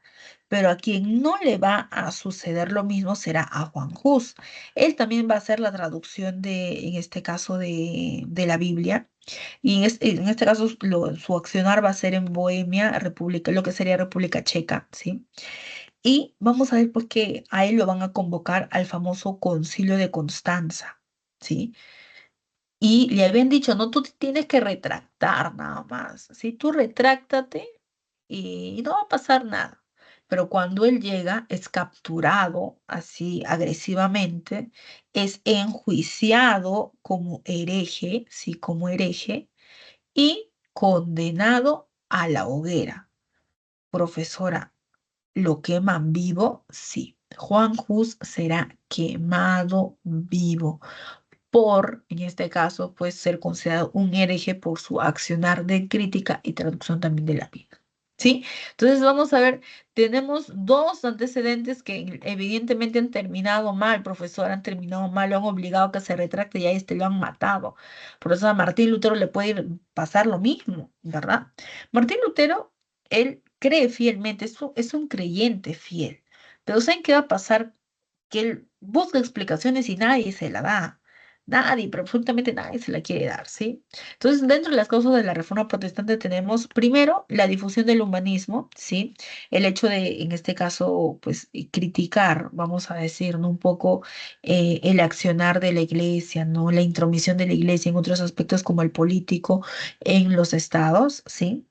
Y eso va a llegar también, en este caso, a que los hombres sean un tanto más críticos, ¿sí? Fortalecimiento de las monarquías, ¿sí? Las monarquías aquí ya se están enrumbando ya en este caso en el absolutismo, ¿sí? Están tomando poder. Y ellos van a decir también, oye, la iglesia no trabaja, la iglesia no produce nada. Puro Dios, Dios, puro rezar, rezar nomás, puro limosna, pura diezmo. Y acá yo matándome por tener que cobrar centavo en centavo, ¿no? Impuesto por impuesto de la población para mantener la monarquía y para mantenerlos a estos también que no quieren trabajar. ¿Verdad? Entonces también la monarquía se van a dar cuenta y van a ver pues que en realidad la iglesia es más una carga, ¿no? Que un beneficio como tal, ¿sí? Corrupción de la iglesia, ya el alto clero ya se pasaba, chicos, ya. Cuando Martín Lutero, por ejemplo, una bueno, hay una película, recomiendo verla, Lutero se llama así, no dura más de 2 horas, menos, todavía creo que es hora y media nada más. Se llama la película así, Lutero. Lutero puso su más grande anhelo era pues uno como creyente, decía, voy a visitar Roma, decía, cuando se va a visitar Roma, ¿qué se encuentra? Con la gente del clero ahí transando en la calle con prostitutas para que le hagan el servicio. Y él se consideraba un pecador cuando se sentía atraído por una mujer, por ejemplo. Y él sí se reprimía, él se pegaba, se golpeaba, decía, soy un pecador, decía, pero los otros que tenían más alto rango que él ni siquiera cumplían eso, ¿sí? Incluso el dinero que utilizaban lo malgastaban, ¿sí? En ellos de forma personal, ¿no? Veía que la iglesia, por ejemplo, te vendía escritos así, folletos así, fotocopias así de una hoja, y te vendía y te decía que están escritos en latín, tú ni sabías lo que decía, pero decía, no, que es para la iglesia, le decía, no, ya vas a tener mejor suerte, le decía, ¿no? Vendían los clavos de Cristo, decían, ¿no? Tú vas a construir con esos clavos, vas a ver que tú va a ser más resistente tu obra, le decían, ¿no? De todo vendían. Y eso era corrupción, sí, eso era engaño, ¿no? Enriquecerse a costa de la gente pobre, pues, ¿no? Entonces, ya se pasaba, pues, ¿no? Y la institución como tal ya estaba, en este caso, en degradación, ¿no? Si hubiese estado todo bien, hubiese sido un ejemplo que seguir, créanme que Lutero pues no hubiera generado vamos a decir, todo este conflicto al interior de la institución, ¿sí? Y también pues, ¿qué cosa? Las excesivas riquezas y rentas eclesiásticas. La iglesia tenía mucha, mucha riqueza. muchas propiedades, pero a pesar de eso seguía, ¿qué cosa? Aumentando la renta, chicos, aumentaba. Decía, no, tenemos que reconstruir la Basílica de San Pedro, tenemos que reconstruirla, entonces que paguen, paguen, paguen, ¿no? Y agarra y dice, pero si tiene tantas riquezas, ¿por qué con sus riquezas no hace las obras que quiere realizar, ¿no? ¿Por qué le quita al pueblo, ¿no? Entonces era una de las causas también de la Reforma Protestante. El detonante final, ¿sí? El detonante final, ¿cuál va a ser? Cuando el Papa León X, ¿sí? Va a generalizar la venta de las indulgencias. ¿Qué son las indulgencias? Todo hombre, tú sabes que es pecador, ¿sí? Es pecador. Entonces, si tú pagas la indulgencia, ¿sí? Significaba que tu castigo por ser pecador, ¿qué cosa? Se iba a reducir tu castigo. Y cuando estás en vida no te importa si eres pecador, porque no, nadie sabe, ¿no? ¿Dónde surge el problema? Cuando tú te mueres y te tienes que ir supuestamente al cielo. Pero como tú has sido pecador, ¿dónde vas a estar divagando? Vas a estar divagando, decía en este caso la iglesia, las autoridades de la iglesia, que vas a estar divagando en el purgatorio. Si habías sido muy pecador, pues te ibas a quedar mucho tiempo en el purgatorio divagando. Pero si tu familiar pagaba la indulgencia, ya se iba a reducir tu tiempo de penitencia y luego ya ibas a pasar a tu juicio para que te digan si te vas, en este caso, al cielo, ¿no? Toda la gente creía que se iba al cielo. Entonces, los familiares de las personas decían, voy a pagar mi indulgencia para que mi padre que falleció ya no esté sufriendo, porque yo en las noches sueño con él, que me grita, que se quema, que está perdido, que no sabe qué hacer. Ahora yo voy a pagar su indulgencia, ¿para qué? Para que se reduzca su penitencia. Pero eso no le cuadraba a Lutero, pues. Lutero va a decir, ¿y cómo en el más allá saben? ¿Cómo es que ellos saben que aquí en la tierra están pagando por su indulgencia, por su disminución en este caso, de penitencia? ¿Cómo saben? ¿Cómo se enteran allá? Explíqueme, él pedía explicaciones. Él decía, bueno, ¿cómo se abre una puerta especial para ese pecador, ¿no? Que ahora han pagado para que ella no sufra? ¿O es que el pecador se eleva hasta más allá del cielo, ¿no? Y ya se va al cielo e ingresa al cielo. ¿Cómo funciona esto? No había explicación. Y ahora, ¿por qué se quiere en este caso la iglesia recaudar más dinero? La intención era la reconstrucción de la Basílica de San Pedro. Ese era el propósito, ¿sí? Ante eso, pues, lógicamente, Martín Lutero se va a cansar, va a decir, ¿qué es eso, no?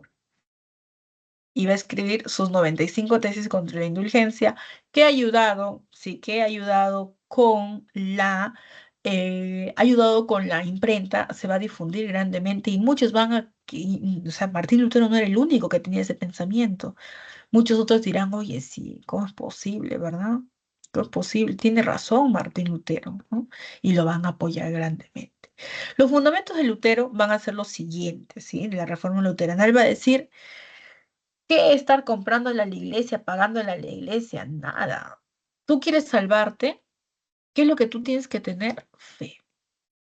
¿Y dónde vas a encontrar la fuente de fe? En la Biblia. Por ende, la Biblia debía de ser de acceso ¿para quién? Para todos. ¿Sí?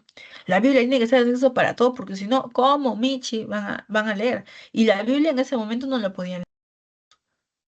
Solo el alto clero tenía acceso a la Biblia. Lutero había roto esa regla, porque él era del bajo clero, ¿sí? Había roto esa regla, había leído la Biblia y la había traducido incluso. Dice, no, hay que traducir la Biblia, dice, ¿no? Dice, para que todos tengan acceso a ella y la puedan leer, hay que traducirla al inglés, al italiano, al francés, a todos los idiomas para que todos accedan a ella, ¿sí? Tenemos también como otro fundamento el no reconocer las jerarquías eclesiásticas. Dice, ¿para qué? Si todos somos creyentes. Él era el bajo clero, como les digo. Todos somos el Papa, no, cardenal, no, obispo, ¿qué es eso? Dice, no, está en contra justamente de ello, pues, ¿no? Rechaza también, ¿qué cosa? El culto a la Virgen y el culto a las imágenes. Dice, ¿por qué a la Virgen? No, a la Virgen no, ¿solo a quién? Culto solo a Jesús, solo a Dios. ¿Y por qué imágenes de ellos? ¿Dónde dice que imágenes? No, imágenes no, ¿sí? Tenemos también los famosos sacramentos, ¿sí? Como el bautizo y la comunión. Martín Lutero dice, solo esos son los sacramentos, ¿qué cosa? Son los sacramentos necesarios. ¿Para qué más? Dice él, ¿no? ¿Para qué más? Lo demás es sacadera de plata, ¿sí? Tú sabes que en la actualidad son 7 sacramentos, ¿verdad? Bautizo, confirmación, ¿cómo se llama? Comunión y bautizo consideraba él que eran los únicos, en este caso, reales, vamos, necesarios. ¿Cómo se llama? La confesión también en este caso, confirmación, matrimonio, unción de los enfermos, orden en este caso, orden sagrado creo que se llama, no recuerdo muy bien el nombre, ¿sí? Todos esos son los sacramentos, ¿sí? Entonces dice, no, pues, ¿para qué tanto? Entonces, pura, pura, pura sacadera de plata. Solo dos bastan y solo dos son los necesarios, ¿sí? Quiere también, en este caso, bueno, Martín Lutero también está en contra de lo que es el celibato sacerdotal. ¿Qué es el celibato? El hecho de que ellos no tengan, bueno, no tengan actividad sexual y por ende no tengan hijos, ¿verdad? Pero ¿saben cuántos hijos tenía León X, el que va a, en este caso, generalizar las indulgencias? Como 5 hijos creo tenía ese hombre, más si no me equivoco. Ni él, profesor, había cumplido el celibato entonces, claro, ni él cumplió el celibato. Y exigía a los demás que lo cumpla. ¿Cómo era eso posible, verdad? ¿Cómo es eso posible? Ahí lo vamos a tener, la crítica también. Y la secularización de los bienes de la iglesia, que implica que la iglesia, ¿por qué tiene tantas propiedades? No debe de tenerlas. ¿Por qué? Porque desvía la atención de cuál debe de ser su verdadera función. Entonces, secularización, ¿qué significa? Que las propiedades de la iglesia pasen ¿a quién? A ser administradas por el Estado. Justamente por eso es que él, Martín Lutero, va a tener apoyo de quién? Va a tener apoyo de la corona alemana. ¿Sí? Vamos a ver que Martín Lutero inicialmente, sí, inicialmente, tras la publicación de sus 95 tesis, le van a decir, oye, retráctate. Eso es lo que va a suceder. Le van a decir, oye, retráctate, ¿qué estás haciendo tú? ¿Qué piensas, no? Retracte. ¿Quién le va a pedir la retracción? ¿Quién es? Es Carlos V de Alemania o Carlos I de España, ¿sí? No, Carlos V de Alemania, perdón, o primero de España. Vamos a ver que él va a decir, oye, tienes que retractarte, estás en contra de la iglesia, ¿no? La iglesia es amigo, en este caso, en este entonces, vamos a decir inicialmente, al inicio al inicio del conflicto, ¿sí? La iglesia es amigo, ¿sí? No, eso está mal, ¿no? No, eso no se hace, ¿no? Él no se va a retractar, se niega a la retracción delante, ¿sí? Delante del rey, ¿sí? No se retracta, ¿sí? Y años después, eso es en 1521 todavía, ¿sí? Continúan, si no sucede nada, él tiene que estar en este caso refugiado, escondido, y quienes lo van a apoyar, ¿quiénes van a ser? Van a ser los príncipes e infantes de Alemania. Sí, él le van a brindar el apoyo, ¿sí? Se lo convoca a la dieta de Espira para que nuevamente, en este caso, busquen que él se retracte, ¿no? Pero si ya saben que él no se va a retractar, entonces si él se presenta a la dieta de Espira, ¿qué va a suceder? Lo van a procesar, lo van a quemar, lo van a enjuiciar. Por ese motivo no se presenta, no se presenta. ¿Y quiénes van? En este caso, van los que piensan igual que él, o en este caso en protesta. Van ellos van, ¿sí? De ahí es que nace el apelativo, ¿no? De protestantes. Justamente sale de qué? De protestar, ¿sí? Porque ellos salen a protestar en favor de Martín Lutero, ¿sí? Luego se dará, en este caso, la dieta de Habsburgo, ¿sí? O la conocida también como la Confesión de Habsburgo, ¿sí? Donde vamos a ver, ¿sí? Donde todos los príncipes se van a reunir y van a empezar a debatir, ¿sí? A ver qué está pasando con nosotros, ¿no? ¿Es beneficioso o no es beneficioso estar aliados, en este caso, con la iglesia? Y finalmente se decide qué cosas hay que separarnos de la iglesia. La iglesia no trabaja prácticamente qué cosa. Nosotros, nosotros como Estado tenemos qué cosa, que criar en este caso a todas las autoridades de la iglesia, el alto clero. No, no, no. ¿Qué es eso? No, no. Hay que separarnos. La ruptura religiosa. Eso va a generar ¿qué cosa? Las famosas guerras de religión, donde los protestantes formarán la Liga de Esmalcalda, es decir, los que apoyan a Lutero, la Liga de Esmalcalda, y los católicos formarán la Liga de Nuremberg. Profesora, los católicos, la iglesia, en una guerra, profesora, no. Eso no hace la iglesia, eso no hace la religión. Diosito no dice eso, ¿sí? Pues vamos a ver que no, y se van a meter en este caso en una guerra, hasta que finalmente se dará la famosa paz de Habsburgo, ¿sí? La paz de Habsburgo, donde vamos a ver que se va a encontrar qué cosa, se va a encontrar, pues, ¿no? Que, sé que aquí la decisión es clara. Los príncipes deben elegir la religión en sus estados, únicamente ellos, nadie más, ¿no? Se frenan un poco, en este caso, estas guerras de religión, ¿sí? Se frenan las guerras de religión y vamos a ver, pues, que hay vamos a decir, una cierta crítica generalizada en la región, porque Alemania, que bien es el foco, ¿sí? En foco, terminará qué cosa contagiando a los otros. Sí, va a terminar contagiando a los otros. Llegando, por ejemplo, a Ginebra, Suiza, ¿sí? Donde vamos a tener a quién? A Juan Calvino, ¿sí? Él va a tener la obra, pues, la institución de la religión cristiana y también va a ser bastante crítico, al igual que Lutero, ¿sí? Y él va a tener, pues, uno de sus fundamentos viene a ser la predestinación divina. Dice, no importa lo que tú hagas, en realidad, Dios ya cuando te mandó al mundo, ¿qué cosa? Ya tenía un propósito para ti, ¿no? Ya tienes, si tu, bueno, ya tenía escrito tu final, ¿no? Tu inicio y tu final. Si tú, por ejemplo, eres rico, ¿no? Próspero, es un próspero empresario, ¿no? Es porque Diosito así ha querido, ¿no? Diosito ha sido querido. Ese es tu destino. Si tú eres pobre, ¿no? Y miserable, Diosito también quiso darte esa vida, ¿no? Y en otra vida quizás no puedas cambiar, pero ese es tu destino, no lo puedes cambiar, te va a decir, ¿sí? Ahora, el calvinismo va a llevar, en este caso, las ideas de Lutero a la intransigencia, a la intolerancia, generándose guerras, qué cosa más, guerras de religión, ¿sí? Vamos a ver también el anglicanismo con este personaje, Enrique VIII. Enrique VIII, ¿sí? ¿Sabe qué había hecho? Bueno, ¿qué no había hecho este hombre? ¿Sí? Él quería divorciarse, ¿sí?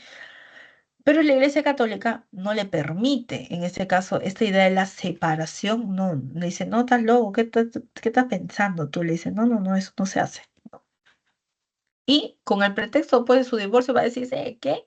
No quiero nada con la Iglesia. Y él mismo dice, a través del acta de supremacía se creará la iglesia anglicana, donde yo, Enrique VIII, el rey, ¿no? El rey, ¿qué cosa? Soy el jefe de la iglesia y soy el jefe del Estado, ¿sí? Y ahí, pues, nace, ¿qué cosa? Nace, en este caso, la iglesia anglicana, ¿sí? La iglesia anglicana. ¿Qué es lo que tú estás viendo? Que la iglesia, sí, la iglesia, ¿qué está haciendo? Se está sometiendo, en este caso, sí, se está sometiendo al Estado. ¿Por qué? Porque viene a ser el mismo, y es lo que esperaba en este caso de la iglesia, él, ¿no? De la institución de la iglesia, yo la administro también, entonces ellos son ¿qué cosa? Van a tener que ser, en este caso, no, súbditos del Estado, en este caso del Estado inglés, ¿sí? Entonces lo vamos a tener el anglicanismo con Enrique VIII. Consecuencias de la reforma protestante. Primero, tú estás observando múltiples, bueno, estos son dos casos nada más, ¿sí? Pero vamos a ver muchos más, ¿ah? O sea, van a ser varios, ¿sí? Vamos a tener en este caso que la iglesia se está dividiendo. ¿Sí? Esto es una clara división de la Iglesia Católica, ¿sí? Vamos a ver también la intolerancia religiosa, van a continuar estallando las guerras de religión, ¿sí? Sobre todo lo que es Europa, y la Iglesia no se quedará con los brazos cruzados, ¿y qué va a hacer? La famosa contrarreforma. La contrarreforma, en este caso, está relacionado con que la iglesia como institución va a buscar qué cosa, una renovación para poder frenar, ¿qué cosa? La reforma protestante, ¿sí? El protestantismo estaba tomando gran lugar en Europa y por eso hay que frenarlo. ¿Quién va a impulsar la contrarreforma? La contrarreforma será impulsada, sí, impulsada por Pablo III, ¿sí? Por Pablo III, perdón, Pablo III. Tenemos así que él va a convocar al famoso Concilio de Trento. En el Concilio de Trento, sí, en el Concilio de Trento vamos a tener que se va a reorganizar la iglesia profesora, entonces van a renovarse, ¿no? Van a hacer caso a la crítica, pues un cambio y vamos a poder observar, no. Ellos lo que van a hacer es qué cosa, reforzar sus bases doctrinarias. Y los acuerdos y las medidas del Concilio de Trento, ¿cuáles van a ser? Reconocer la autoridad suprema del Papa, algo que criticaba en este caso el protestantismo, ¿verdad? Ellos no reconocen como autoridad suprema de, en este caso, los cristianos, los creyentes al Papa. Sí, entonces no, dice, no, autoridad suprema es el Papa, reafirma eso. Dice, para salvarte y tú llegas al cielo, sí, para que tú llegues al cielo, no solo es suficiente la fe, no te equivoques. Dice, para salvarte, ¿qué necesitas? Necesitas también buenas obras, ¿sí? Necesitas también buenas obras, ¿sí? No, cuidado, ¿no? Hay que ayudar al prójimo. ¿Qué hace? Reafirma los 7 sacramentos. Profesor, bautizo, primera perdón, comunión, confesión, profesora, todo eso, sí, todo eso. Matrimonio, unción de los enfermos, todo, todo, todo. Se reafirma hasta el día de hoy, ¿ah? Hasta el día de hoy tenemos los 7 sacramentos. Y reafirma también el culto a las imágenes, el culto a la Virgen y a los santos. De ahí que hasta el día de hoy se sigan creando santos. Habrás visto tú en las noticias, por ahí, bueno, más que en las noticias en las redes sociales, el primer santo millennial o centennial, creo que ya viene así, ya ni sé ya. Búscalo. Un muchacho de 14, 15, 14, 13 años me parece que tiene, bueno, tuvo, porque es una persona que ya falleció, ¿sí? Y que lo van a santificar, ¿sí? Lo van a santificar, ¿sí? Imagínate, ¿no? Hasta el día de hoy se siguen creando santos, ¿sí? Tenemos en este caso los instrumentos del Concilio de Trento, el índex. ¿Qué viene a ser el índex? Son obras prohibidas. ¿Por qué? Porque estas obras atentan contra la fe y la moral cristiana, ¿sí? Profesora, ¿cuáles habrán sido las obras prohibidas, no, que estaban en el índice, en esta lista de los libros prohibidos? Por ejemplo, la Divina Comedia, imagínate. O sea, la Divina Comedia, sí, porque te hablaba, ¿te acuerdas de los círculos del infierno, antes de llegar al infierno y todo? Ya, ahí está, sí, van a estar prohibidos. Libros, por ejemplo, como Ensayos sobre la libertad de John Locke también van a estar prohibidos. Sí, claro, es un poquito más adelante, vamos a decir, pero también van a ir apareciendo libros, no los aprueba la iglesia, entran a la lista de libros prohibidos, ¿sí? Así los vamos a tener, ¿ok? Y vamos a ver pues que otros instrumentos, ¿no? Para poder frenar el avance del protestantismo, es que en los territorios donde prima el cristianismo, ¿qué cosa? Se instala la Inquisición romana, ¿sí? La famosa Santa Inquisición, ¿sí? Para poder juzgar, castigar a los herejes, ¿sí? Ahora tú vas a ver este año, profesora, 1500, profesora, para esto ya España ya llegó a América.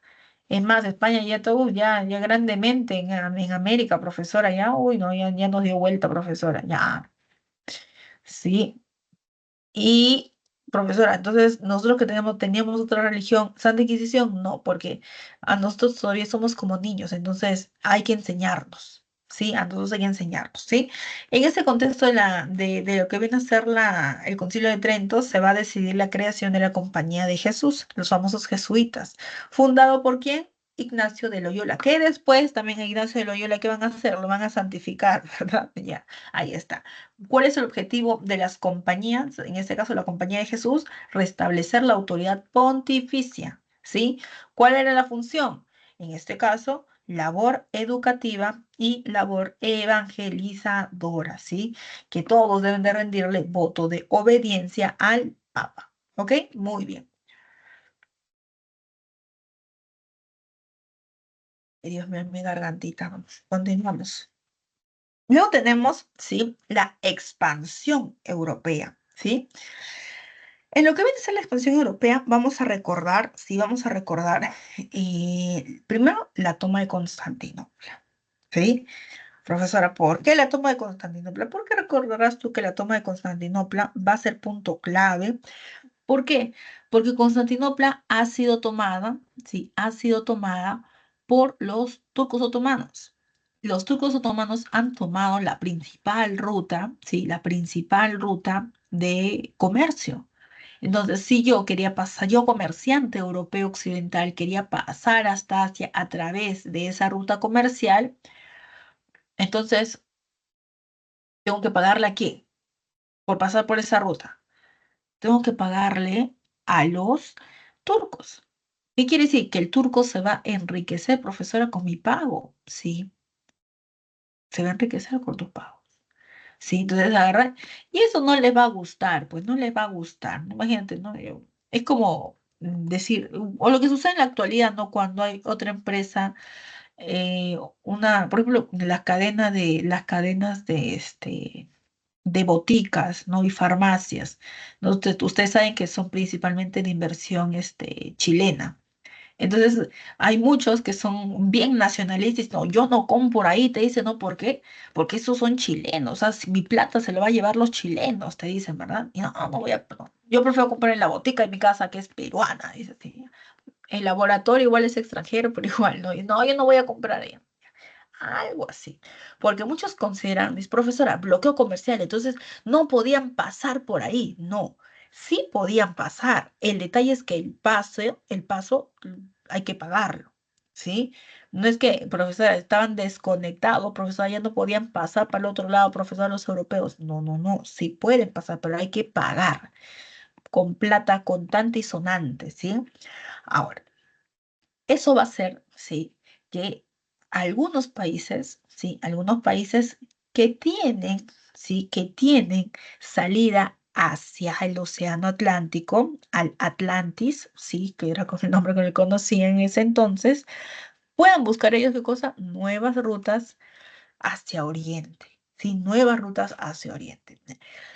Aquí tenemos este mapa, el mapa en este caso, o el mundo, que es el título, ¿no? que tiene, ¿no? De Claudio Ptolomeo, ¿sí? Ahora, tú vas a ver, profesor, ¿qué es eso? No entiendo nada. Ya. Lo que tú vas a reconocer grandemente que viene a ser Europa, ¿sí? Que no está tan alejado de la realidad, vamos a decir, ¿no? Aquí está mi Italia, ¿sí? Ahí está. Ahí lo vamos a tener, ¿sí? Por este lado vendría a ser Grecia, ¿no? De este lado, toda esta partecita de acá, ¿ya? Asia Menor, ¿no? Ya. Tú vas a ver que, lógicamente, Italia, de este lado, ni fregando puede, ¿qué cosa? Salir hacia el Océano Atlántico, porque lo que tiene principalmente ahí, ¿qué cosa es? Es el mar Mediterráneo. Tendré que buscar salir por aquí, todo igual. Esto ya está tomado por los turcos, ¿sí? También está tomado por los turcos. Entonces, el beneficio ibérico que nos mencionan aquí hace referencia específicamente a que tanto Portugal como España tienen salida al Atlántico. Esto les permite, ¿qué cosa? Esto les permite poder buscar una nueva ruta, ¿sí? Una nueva ruta a través del mar, ¿sí? Eso viene a ser el beneficio ibérico, geográfico y político. Geográfico porque tienen salida al mar y político porque vamos a ver ellos van a ser como que los que le van a poner el frente a los turcos, a los musulmanes y los van a expulsar. ¿Sí? Desde este lado, en este caso, van a liberar Europa de los moros, que era como los llamaban, los van a votar. Y ya los votamos, nosotros dominamos estos territorios por completo, entonces, ¿qué voy a buscar? Voy a buscar pues nuevas rutas comerciales, ¿sí? Adicional a eso, vamos a tener que en esta época, producto, ¿sí? Producto, pues ya del humanismo, ¿verdad? De la innovación y todo eso, ¿qué voy a tener? Voy a tener nuevos inventos. Y los inventos van a estar sobre todo en lo náutico, es decir, en la navegación, el astrolabio, la brújula, la cartografía, los portulanos, las carabelas, las nao, ¿sí? Embarcaciones. ¿sí? Me van a permitir poder yo hacer qué cosa, pues un viaje que pueda dejar registro, ¿no? Mira, hasta aquí llegaron ellos, yo voy a avanzar. Es como que tener un mapa, ¿no? Con la ayuda de la cartografía, ¿no? Tener mapas de ruta. ¿Verdad? Conocer un poquito más, porque recuerda que acaban de salir, ¿no? Ha quedado algunos rezagos de lo que viene a ser la Edad Media, y muchos consideran que la Tierra es plana, es por eso que la representación del mapa aquí o de la representación del mundo es de esta forma, ¿no? Y dicen hasta ahí, después se acaba acá el mar, ¿de ahí qué viene? De ahí es un abismo, ¿no? Donde hay monstruos, seres, ¿no? Impensables, ¿no? Que te comen, ¿no? ¿Cómo se forman los vientos? Grandes hombres están soplando, decían ellos, ¿no? En distintas direcciones, ¿no? Porque se habían dado cuenta que el viento venía en distintas direcciones, ¿no? Entonces, vamos a ver que todo esto va a generar de que se puedan dar nuevas exploraciones, ¿sí? Nuevas exploraciones. Los primeros en dar estas exploraciones, ¿quiénes van a ser? Los portugueses, ¿sí? Los portugueses, en este caso, el contexto viene a ser la fundación de la Escuela Náutica de Sagres desde el 1400, ¿ah? Mira, 1400, ¿sí? 1417, o sea, los inicios, las primeras décadas, ¿sí? ¿Y quién va a ser el creador de la Escuela Náutica de Sagres? El infante Enrique el Navegante. Infante, profesora, este es un heredero. Sí, este es un heredero. Y este heredero, pues chicos, va a impulsar grandemente este tipo de, vamos a decir, de aventuras, ¿no? De descubrimiento, ¿sí? La idea de los portugueses era bordear todo el continente africano para poder llegar hasta la India, ¿verdad? Ya. ¿Quiénes van a realizar estas exploraciones? Vamos a recordar a Bartolomé Díaz. Sí, Bartolomé Díaz, efectivamente, pues va a salir desde Portugal, ¿sí? Va a dar vamos a decir, todo este paso, ¿no? Madeira, Cabo Verde, ¿no? Guinea. Y va a llegar hasta el extremo, ¿sí? De África, el extremo sur de África, el cual será llamado el Cabo de las Tormentas. ¿Por qué el Cabo de las Tormentas? Porque en este lado, pues, había muchas tormentas, muchas tormentas.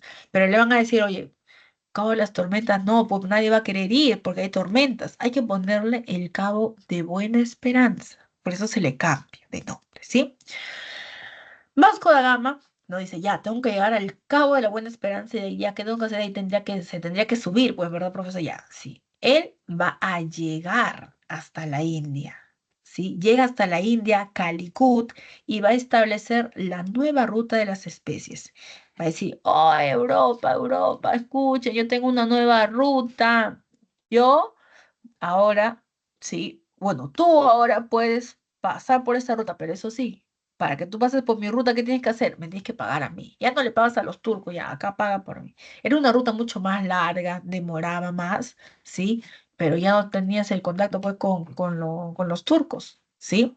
Entonces ya tengo una nueva ruta para llegar a la India, ¿sí? Más rutas, más productos para Europa, ¿sí? Ahora, otras aventuras, ¿sí? Y digo aventuras porque va a ser toda una casualidad, va a ser la de Álvarez de Cabral, ¿sí? O Pedro Álvarez de Cabral, el cual pues también quería buscar la ruta, ¿no? Dice, ya voy a ir hasta la India, pero ¿saben qué sucede? Él se aleja un poco de las costas africanas y el viento y las corrientes lo terminan llevando ¿hasta dónde? Hasta Brasil, ¿sí? Hasta Brasil.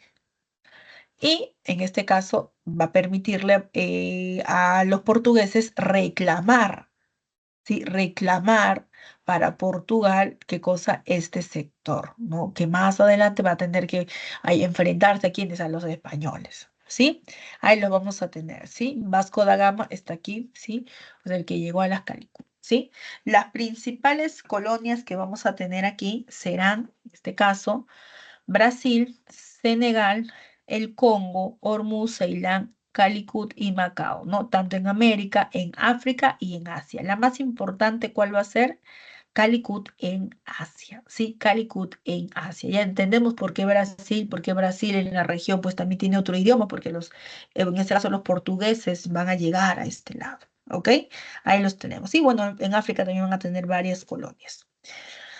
Otra de las exploraciones la van a realizar ¿quiénes? Los españoles, ¿sí? Los españoles luego de la reconquista cristiana derrotaron pues a los moros los expulsaron, ¿verdad? ¿Qué van a hacer?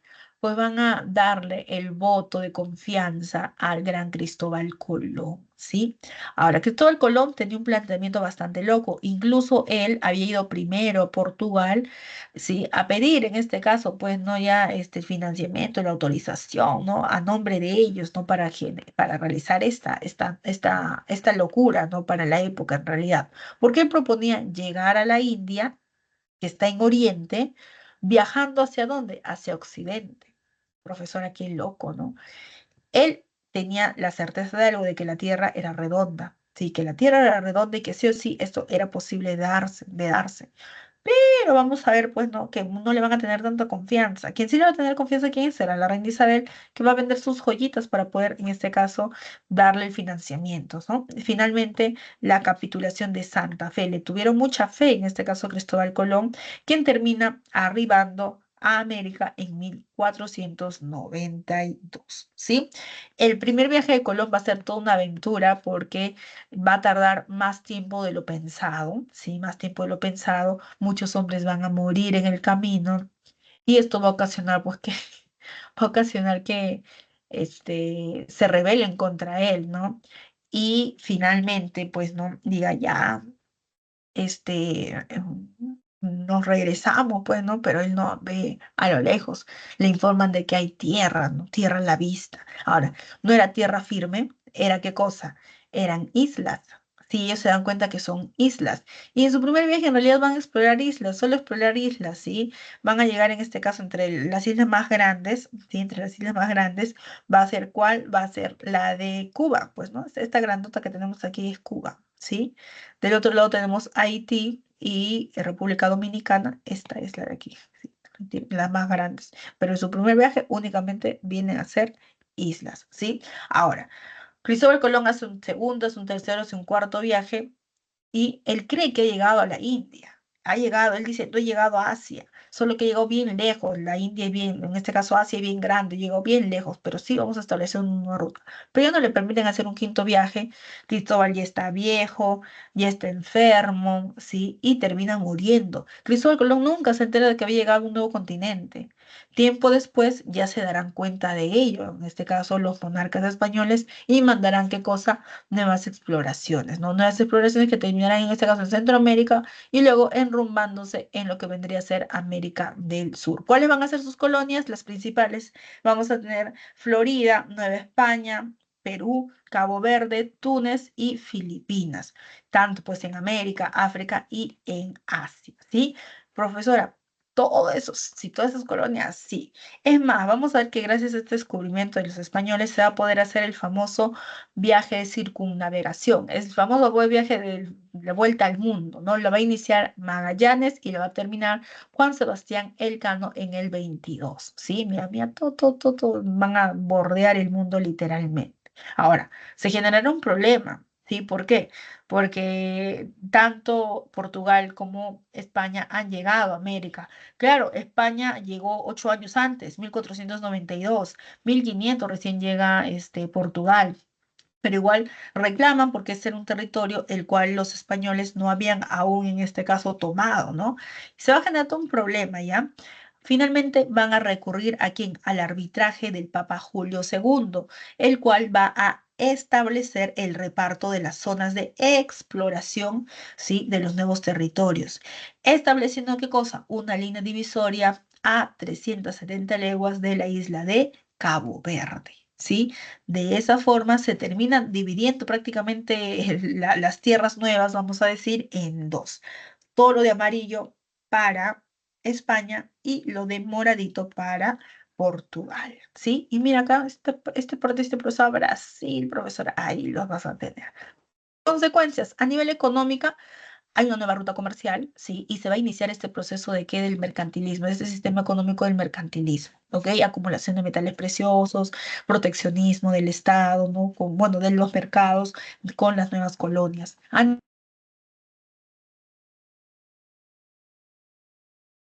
Tenemos ultramarinos. Más allá del mar estarán sus tierras también, sus colonias. ¿Quiénes van a tener ello? España y Portugal, los dos imperios, ¿sí? Coloniales de ultramar. A nivel cultural, vamos a ver la expansión de la civilización europea por Occidente, en este caso europeo occidental, tanto en América como en África, ¿sí? A nivel cultural. E incluso vamos a ver pues que los españoles, ¿qué van a hacer? Van a sacar a la gente, ¿sí? De sus lugares de origen. Por ejemplo, cuando llegan a la parte de África, ellos van a agarrar y decir, no, esta gente no es humano, ¿no? Estos negros que están aquí no son humanos. ¿Qué van a hacer? Considerándolos inferiores, ¿sí? Despreciándolos como humanos, los van a sacar y ¿a dónde los van a llevar? Los van a llevar como esclavos a otras tierras, que también en este caso sus colonias, y los van a vender, ¿verdad? Expandiendo también de esta forma, en este caso, la cultura afro hacia otros continentes, ¿sí? A nivel social, vamos a ver, ¿sí? Bueno, y también la cultura, en este caso, europea hacia otros continentes, ¿verdad? Un caso es el de España llegando a América. A nivel social, vemos que la burguesía que se había formado, ¿verdad? Ya desde en ese caso, desde el renacimiento urbano comercial, los burgueses van a llegar a una etapa de consolidación con las nuevas rutas comerciales. Vamos a ver un proceso de mestizaje, ¿sí? Un proceso de mestizaje, el cruce, ¿no? ¿Verdad? En este caso, del blanco europeo con quién, con la población indígena, dando pues como resultado, ¿qué cosa? Al mestizo, ¿verdad? Y acá tú puedes ver qué cosa, una esclava negra, ¿sí? Adicional a eso, vamos a ver crisis demográfica, ¿producto de qué? De la explotación que se le va a dar a la población nativa de las colonias y las epidemias por las pues, enfermedades que van a traer, en este caso los europeos, a las nuevas colonias, ¿sí? Ahora, el Estado moderno. Tú mira también igualito los siglos, profesora, siglo XVI, siglo XVIII. Aquí vamos a ver el sistema bajo el cual se va a gobernar, ¿sí? ¿Cómo se llama este sistema? El absolutismo, que consiste en la concentración de todos los poderes en manos de un personaje conocido como el soberano, ¿sí? El soberano. ¿Cuáles son esos poderes? Políticos, económicos, militares y religiosos. ¿Cuál será la causa de la aparición del absolutismo? Es que ya no hay, ¿qué cosa? Ya no hay poder feudal, ya no hay nobleza feudal, ¿sí? Ya no hay nobleza feudal. La nobleza feudal se va a entregar ¿a quién? Se va a entregar al rey, ¿sí? Los reyes se van a ir fortaleciendo, demostrando que son fuertes, ¿sí? Y las características pues, del absolutismo de estos reyes será que toda la nobleza se somete ante el rey, todos se someten ante el rey, ¿sí? Yo reconozco la autoridad del rey, ¿sí? La expansión de la burocracia, más trabajadores, ¿sí? En este caso para el Estado, para mantener el Estado, ¿sí? Trabajadores del Estado y los ejércitos permanentes preparados ahí para la guerra. Ahora, ¿cómo yo mantengo, sí? ¿Cómo yo mantengo a los funcionarios del Estado, los burócratas? ¿Cómo yo mantengo al ejército? ¿Vale? ¿Eso qué tengo que hacer? ¿Quién me va a pagar a mí por gobernar? Ah, voy a tener que implantar impuestos al pueblo, a la gente, para que yo pueda sostener de esta forma este gobierno que estoy implantando. ¿A través de qué? A través de la fuerza, ¿verdad? Principios, tenemos el centralismo.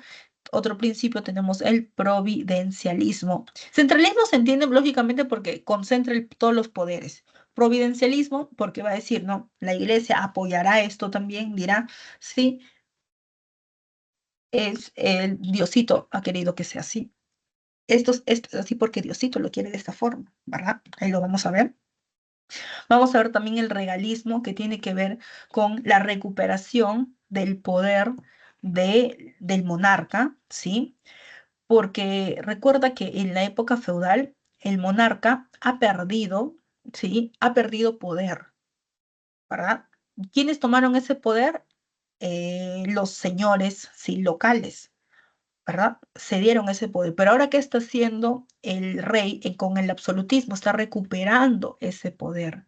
Incluso sometiendo a quién, incluso sometiendo a la iglesia. El regalismo tiene que ver con eso, la recuperación del poder que en algún momento, ¿sí? El monarca había cedido a la nobleza. ¿sí? Ahora, la nobleza seguirá teniendo poder, pero bajo qué cosa la supervisión del monarca, sí, que es la autoridad máxima. Incluso vamos a tener teóricos, sí, como Jacques Rousseau, que te va a decir que efectivamente el rey tiene origen divino. ¿Sí? Vamos a tener a Thomas Hobbes. ¿Qué te va a decir Thomas Hobbes? Te va a decir que todos los hombres debemos de darle nuestra libertad y nuestros derechos. ¿A quién? Al monarca, pero no a cualquier monarca, a un monarca fuerte. ¿Por qué? Porque él nos va a poder defender. ¿Ok? Los dos estados absolutistas más representativos van a ser la monarquía española y la monarquía francesa. Sí, la monarquía española y la monarquía francesa. Los españoles reconocemos a quién, a Carlos I y a Felipe II, sí, los famosos Austrias mayores, el apogeo del absolutismo español, ¿ok? Ahora, Carlos I de España o Quinto de Alemania, ¿sí? Cuando durante su gobierno es que se van a conquistar a quiénes, a los aztecas y a los incas. Incluso Carlos I va a tener que enfrentar a quién, a Martín Lutero, ¿verdad? Pero después, ¿qué va a hacer? Después va a entrar en una etapa de tolerancia, incluso van a apoyar a Martín Lutero, ¿verdad? En España ellos van a seguir manteniendo lo que viene a ser el catolicismo, el cristianismo fuerte, pero en la parte de Alemania no, ¿verdad? En Alemania no. Recuerda, el príncipe decide, sí, el príncipe decide. Luego tenemos a Felipe II, sí, el español en este caso, ¿no? El rey español, sí, que va a tener gran, vamos a decir, importancia, ¿no? En este enfrentamiento con quién, con los turcos, terminando de expulsarlos, ¿no? En la famosa batalla de Lepanto, ¿sí? En la batalla de Lepanto, ¿sí? Y él será el que va a crear la Armada Invencible. Si hablamos de la monarquía francesa, tenemos que reconocer a quién, a Luis XIV, el famoso Rey Sol, ¿sí? Él pues va a estar a la cabeza de lo que es el enfrentamiento, ¿no? De los famosos, la Guerra de los 30 años, ¿sí? Donde pues, ¿no?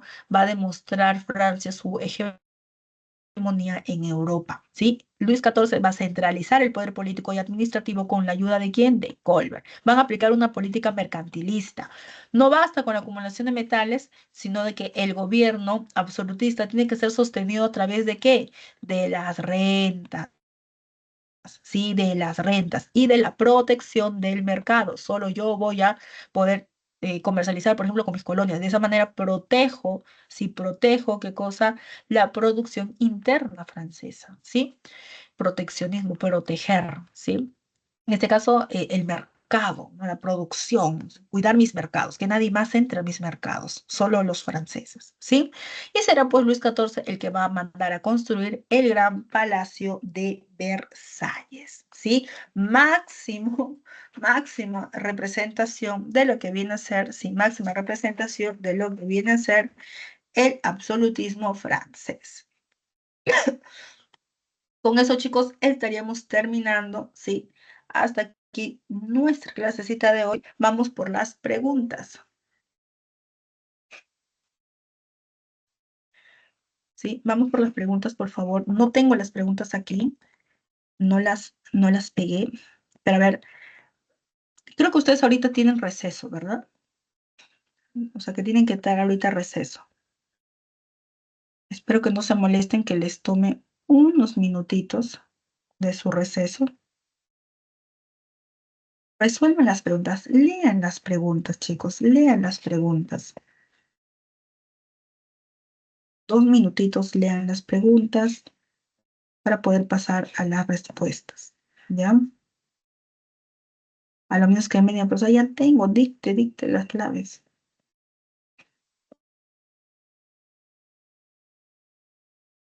Está difícil.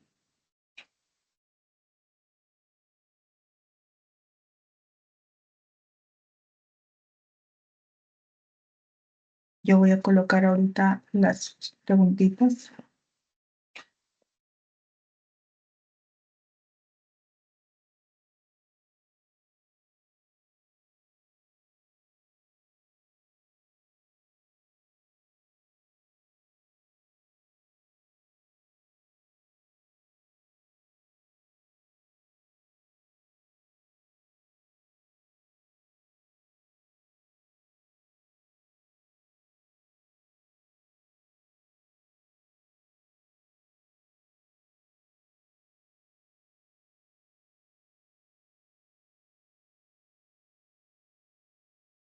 Y voy a presentar.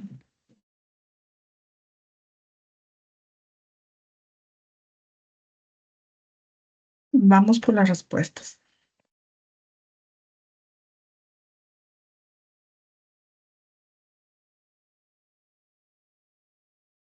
¿Quiere? A ver, pregunta uno. La pregunta uno, ¿qué es lo que te está pidiendo? Te está pidiendo básicamente verdadero o falso respecto al humanismo, ¿sí? ¿Cuál será la respuesta? Chicos, aquí la respuesta viene a ser la B, ¿ya? Si fue una síntesis de la escolástica, no puede ser una síntesis de la escolástica porque rechazan la escolástica, ¿verdad? Falso. Fomentó los modelos clásicos del mundo grecolatino, sí, la famosa cultura clásica. ¿Solo se desarrolló en el sur del Mediterráneo europeo? No, esto se va a expandir, va a ser la característica de Europa occidental, ¿sí? Y dice, ¿Erasmo de Rotterdam fue uno de sus exponentes? Claro que sí, eso sí es correcto. Pregunta 2, ¿cuál fue su respuesta, chicos? Estoy segura que llegaron a la respuesta B, ¿sí? La habla del Renacimiento nos pide verdadero y falso sobre sus características en general. Dice, el apoyo financiero brindado por los papas como Julio II, sí. Vamos a ver que Julio II va a ser un mecena, va a practicar el mecenazgo, ¿sí? Tenemos la prosperidad de las ciudades de Florencia, claro, eso es verdadero, ¿no? Por eso es que van a llegar ahí, ser el foco, vamos a decir. La guerra de 100 años, profesora, la guerra de 100 años, eso fue antes, profesor, eso es del siglo, en este caso, siglo XIV, profesora. No, eso es incorrecto, falso. Surgió el surgimiento de la Reforma Protestante. La Reforma Protestante está relacionada con el humanismo. Recuerda que el Renacimiento es de carácter artístico, ¿ok? La pregunta 3, la respuesta vendría a ser dado, ¿sí?